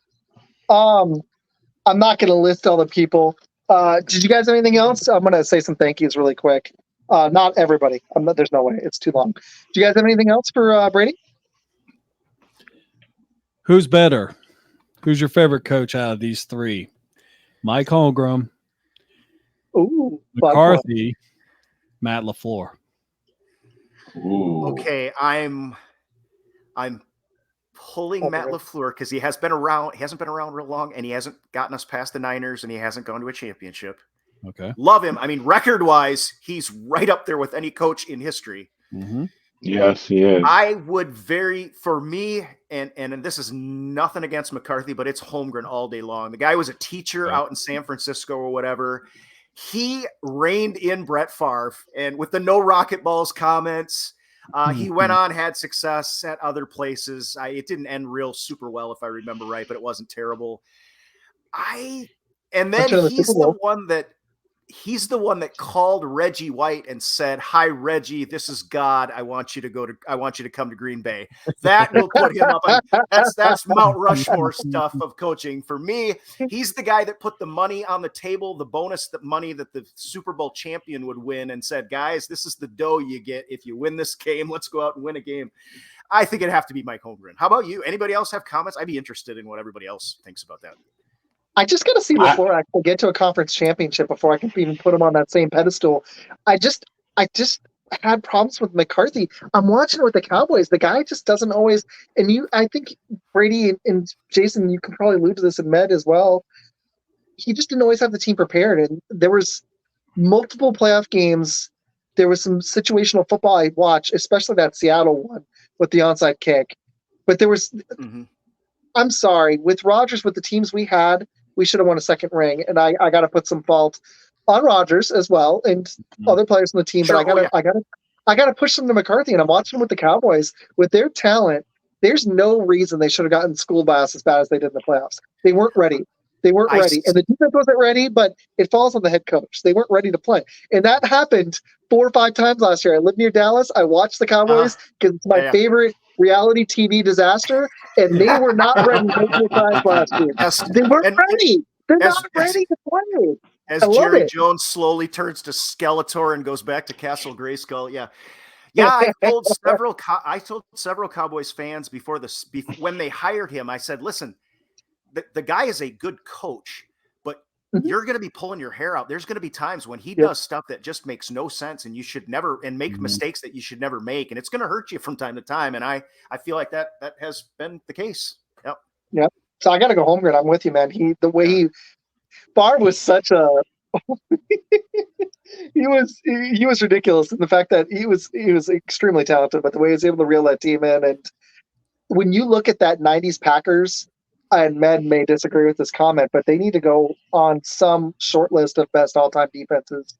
They gave up one of the fewest number. Only the 2000 Ravens gave up less offensive touchdowns. The 96 Packers should be on some list for best defensive teams of all time. They were number one special teams rating, number one offensive rating, number one defensive rating that 96 year. That's stupid. Have a special That's teamer because that of won. coaches. Wasn't in '96 that the Packers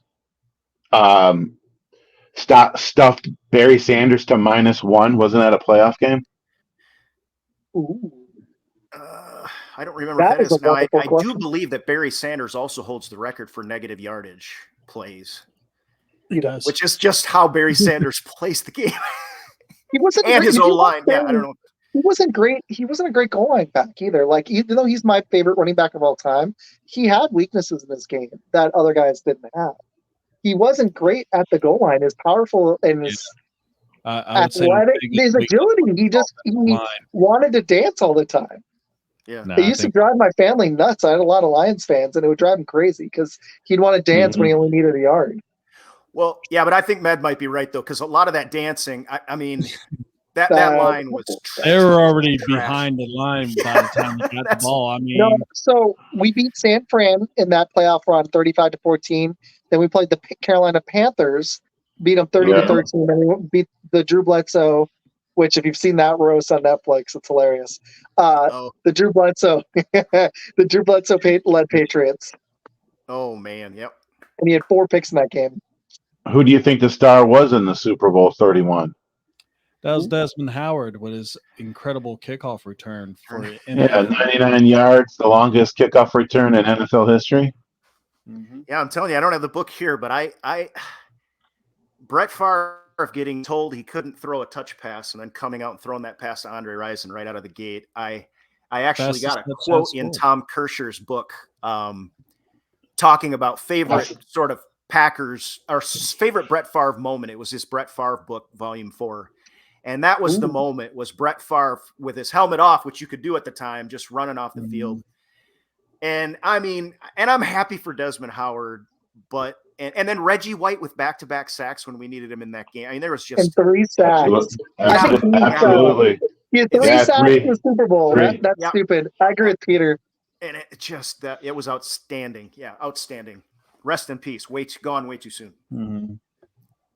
Okay, I got one for you, Brady. I was actually I want to wrap it up in a few minutes because I want to ask you something off the air. But who's your favorite defensive Packer of all time? Well, that Is it goes Leroy to Butler, or is it Butler. somebody else? Yeah. Let me pick. I mean, I have never seen anyone do Leroy Butler. I thought was great. I think a lot of it, he was endeared to me because we get kind of endeared to our numbers, and I saw 36. It was important to me. I have a lot of memories tied to playing that position, but I don't think I ever saw a human being do some of the things that Reggie White did to other really, really big human beings. I mean, humankind, we are getting the athletes among us, the elite athletes among us are getting bigger and faster and stronger all the time. But we still don't necessarily see a guy just pick a 300-pound lineman up and just one arm club move, throw them. He was made of something different, I think. And Reggie White, and in that game, when we needed him, he was there. I loved to death the way he played. And he was relatively quiet outside of that, minister of defense, and just a family guy, it seems. And then, leaving this earth too soon, in my opinion. I think Reggie White was unbelievable. Yeah, the hump move. It'd be tied 1. Sorry, Matt. Jason, go ahead. You're good. I just said the hump move. That's all. That's the move that he used, was the hump move. Yep. It was also Charles Woodson for me. Oh, yes, yes. He came later in his prime, but what he was able to do at the end of his prime with us, I don't think we would have won that Super Bowl without him. And Nick Collins did his best Leroy Butler impersonation in that Super Bowl. I loved him too. But Charles Woodson just has a special place in my heart because when we went out and signed him, I was like, please be that's why I'm hoping this McKinney signing is in that shape, because we went out and spent big money on a defensive player. Yep. And that's where yes, there's a lot of other factors. It wasn't just we signed Reggie White, we won a Super Bowl. No, we had Dorsey Levens. We had, unfortunately, Sterling Sharp didn't make it, but we had Robert Brooks. We had our offensive line was Freeman. Really good. We had Antonio Freeman. We had Leroy Butler. We had studs everywhere. Desmond Howard contributing. And then that 2010 Super Bowl, Clay Matthews was at his apex. Nick Collins. Michael Finley was playing then. And then all the guys we lost in that game and still were able to win it too. It was Nick Collins. Right. Yep. We did. Absolutely. Yeah.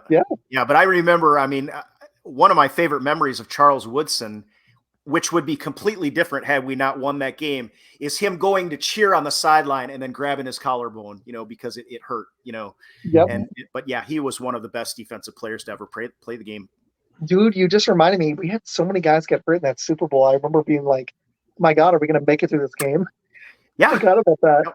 I think we had 16 on IR going into it, or something like that. It was ridiculous. That's another thing that I'm hoping that we haven't talked about.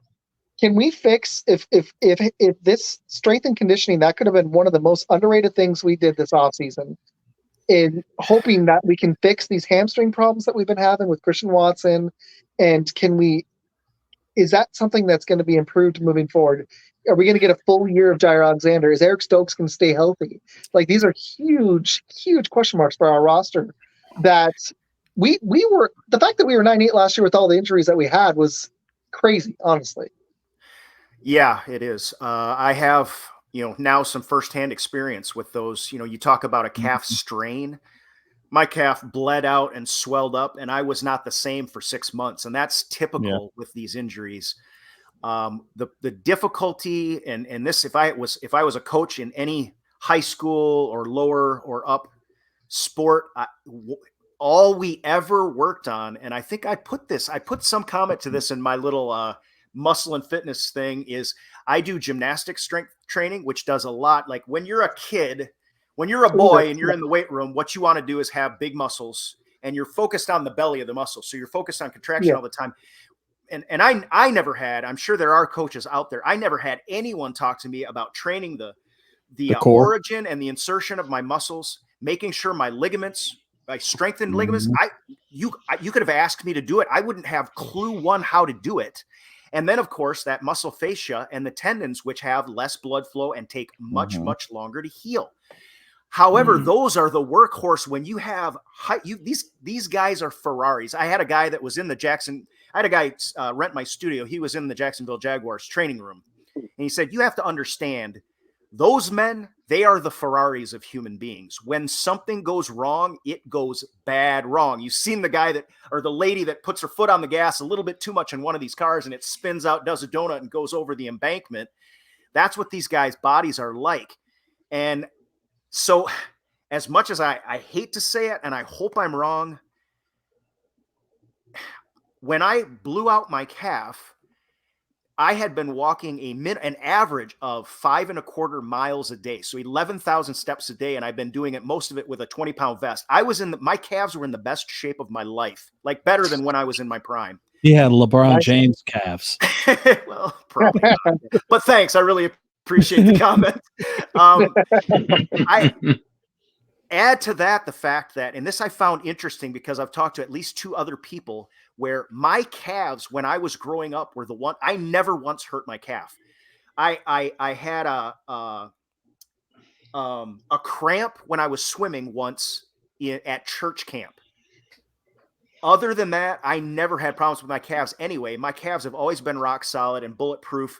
I was in as good a shape of my life. I went to, we were starting to record a podcast, which would later be called Hot Cheese. Me and Erin went out and she got all dressed up and we were going to introduce her.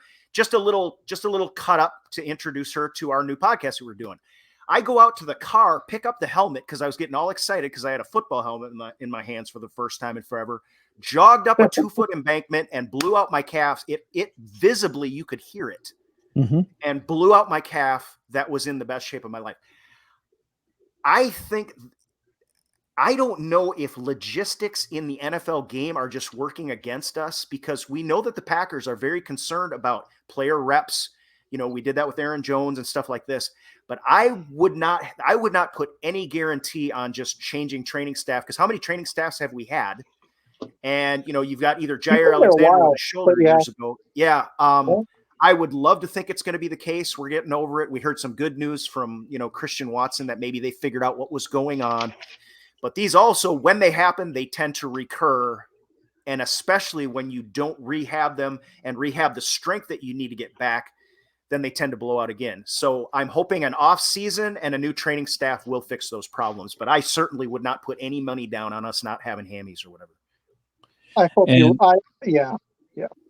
And then another thing that's happening with today's athletes is, when I played, now this was many moons ago, you didn't play or you didn't train year round. So you're actually putting your body in a lot more strain if you're constantly working out and going to do the wind sprints from 365 24/7. Football is no longer just a 6 to 9 month commitment. It is a 12-month commitment. Yep. And also, one other thing that's going to be very beneficial to these players, because a lot of the times you see a lot of leg injuries, is that they are now banning the hip drop tackles. Yes. That they were using, where you tackle with your shoulder and you roll with them. And that would do would put all the strain on the defensive player, because he's taking the impact instead of delivering it. And also you're rolling over his legs, or the ball carrier's legs, which could result in a strained quad, torn MCL, ACL, or even a strained calf, like Brady was talking about. Yeah, the fatigue buildup is a huge problem, and the competition is at such a high level that they're, like you say, they're doing this, 24 hours a day, 365 days a year, 7 days a week, and the body doesn't really work that way until you start, injecting something that can help. And a lot of times that doesn't, your steroids certainly don't help your ligaments. They'll make your muscles big, but you have a tendency to pull more when you're under some of those performance enhancing things. Yeah. Exactly. Unfortunately, I've had my phone plugged in. It's starting to die. I've got a couple things I want to say at the end, but I forgot to do this at the beginning, Brady. I apologize. Part of the internet stuff was distracted me a little bit, but can you really quick, can you tell, and I should have done this at the beginning, I'm sorry, I apologize, my bad. Can you tell everybody where to find you and about your show and everything? Floor's yours. Yeah, no problem. You can find me facebook.com/Green Bay Packer Nation. That's my website, or that's my Facebook fan page. I am also on Instagram. I've got, around, I think we're getting close to 10,000 there. That is at the Green Bay Packer Nation. Wow. And, Nice, dude. And if now this is recent, but Facebook has recently made me an official content creator through my personal Facebook page as well.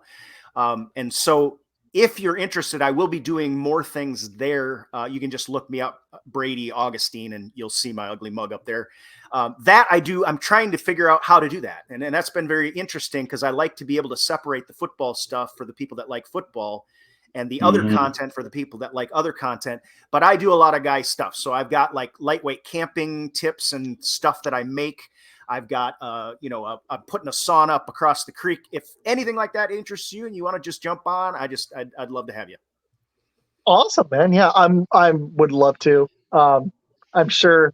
Yeah, I'm just taking a shot in the dark here. I think Jason would absolutely love that.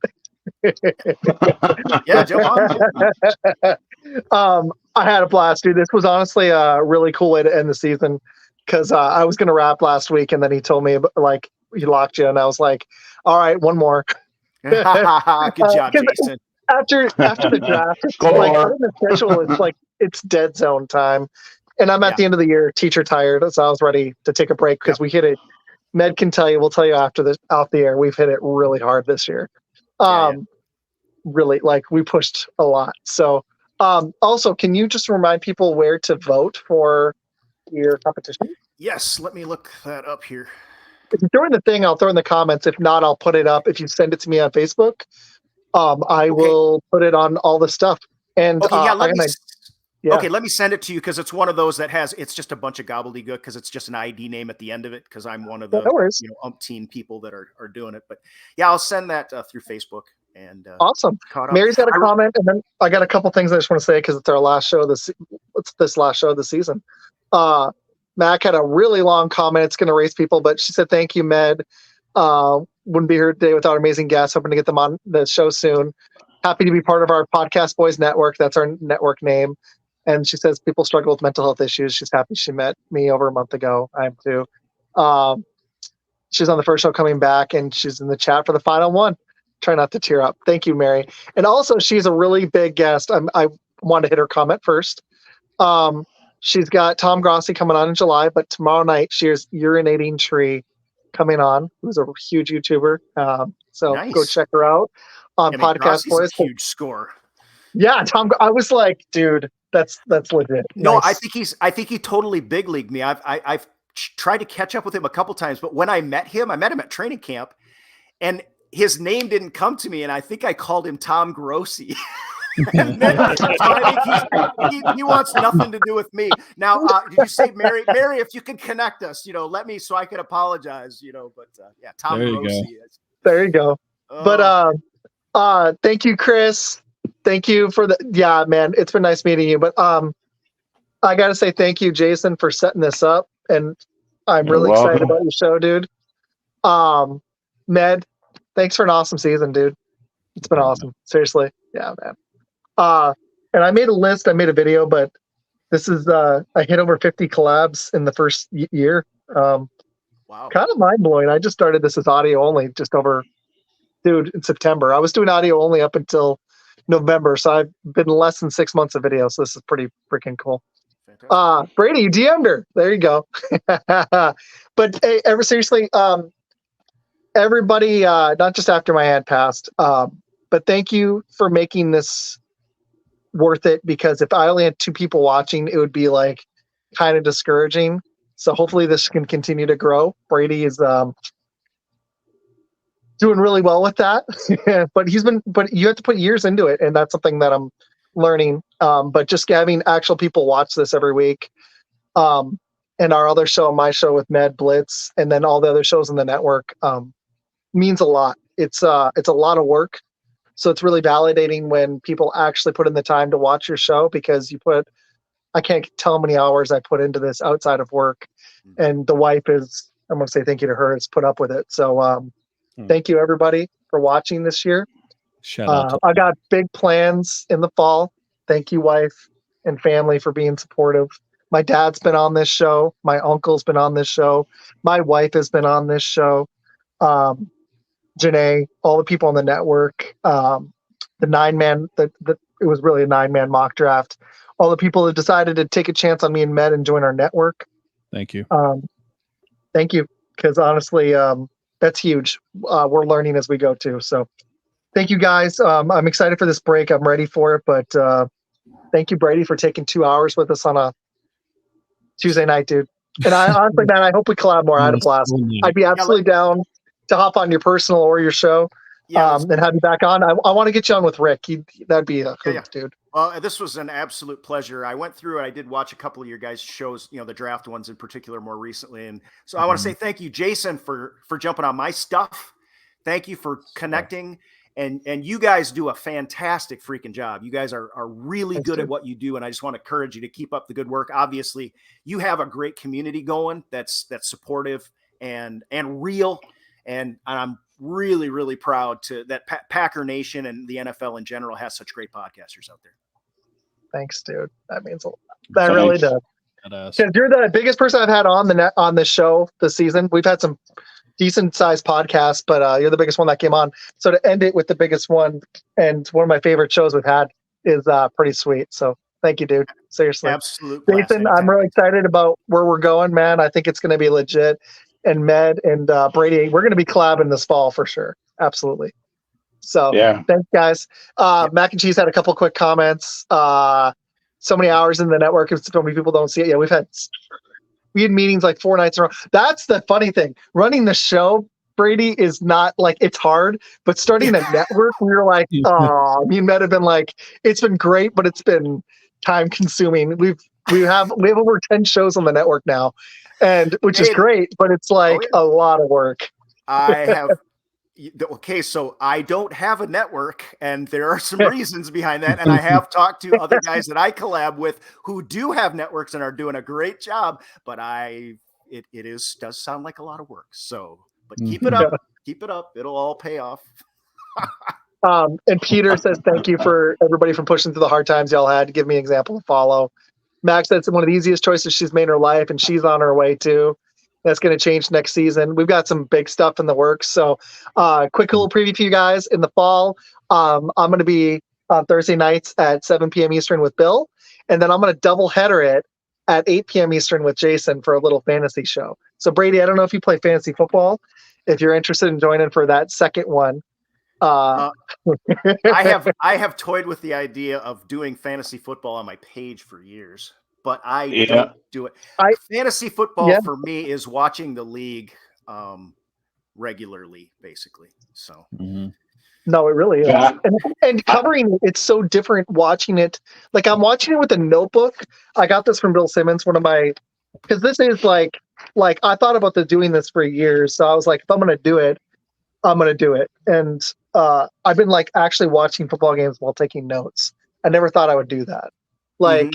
It's so different because I want to have stuff I can talk about on the air, and then you know what I mean. Pay attention to it more.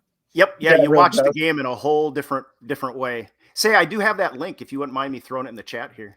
Absolutely. Hold on one second. I just happened to come across it. Okay, so yeah, if you throw it, hold on.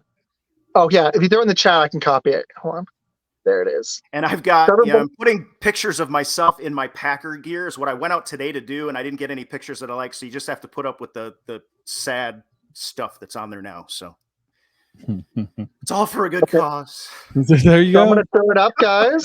Hold on. Matters. Oh, wait, hold on. How do I throw it in the comment? Can you send it to me in a Facebook comment? Or darn it. How do I put it in the comments, Med? You send it to me in the private chat in here. You should be able to right click on it and there goes your body. Got to see your picture. There it is. You'll have to put up with me without the shirt on it at one point, which is the one I tried to get off of there today. But no, go ahead and leave it, man. You're in better shape than me. It didn't want to come off. That's my before picture. Okay, I gotta go to the live. I'm gonna throw it up 1 second. Yeah. I want to get this up before we go off.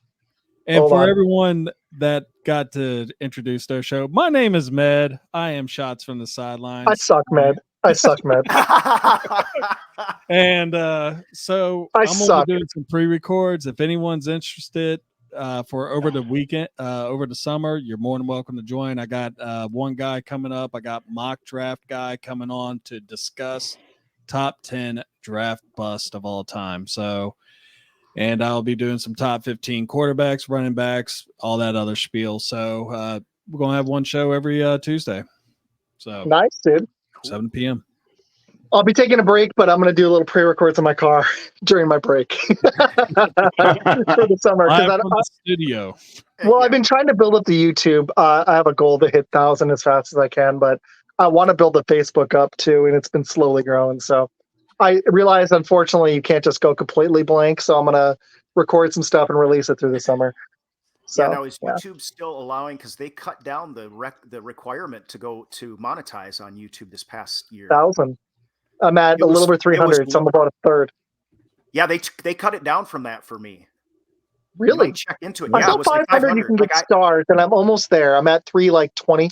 So, I just started the new. Yeah.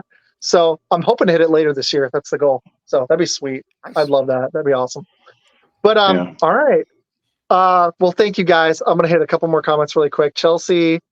Well, that one's really sweet, but she said y'all rock. Live from Studio C. That'd be sweet. But no, I just want to see where this thing goes. I just want to keep doing it because meeting all the people, that's been my favorite part has been the people I've met. That's been my favorite part. I didn't expect it, I was like, I hope I meet some nice people, and it's been worth it. So thank you guys, everybody. This is the end of the season. I'll be back in August. I think Med will be back probably a little earlier, but we'll both be back in August with Blitz. I'll That'll be back in August. so Blitz will be on I'm taking a break. Yeah. Good for you, dude. So we'll be back on Tuesday nights with Blitz, and I think we're just going to rename it Blitz. That's our other show, Brady. We'd like to have you on there too. It's similar to this, but it's a little more interview based. And Fun Football will be on Thursdays. I will be with Bill at 7 p.m. Eastern. I will be with Jason at 8 p.m. Eastern for a short 30-minute fantasy show. I'll have my pick'ems with Bill, and we're going to be doing some new stuff. So keep just guys, you know where to find me. I'm on Twitter, YouTube, Facebook, TikTok. I'm trying to build up Instagram. I'm going to start Twitch. I've decided. Thank you for all the support this season. Med, I suck. I'm sorry. You rock. Jason, we will build your stuff soon for people to find you. So we'll do that. And Brady, thank you, man. So, all right, guys, that's it. Thank you for this awesome season. And Brady, I got a quick question for you out there, and then I'll let you go, okay? Sure. All right. Thank you, everybody.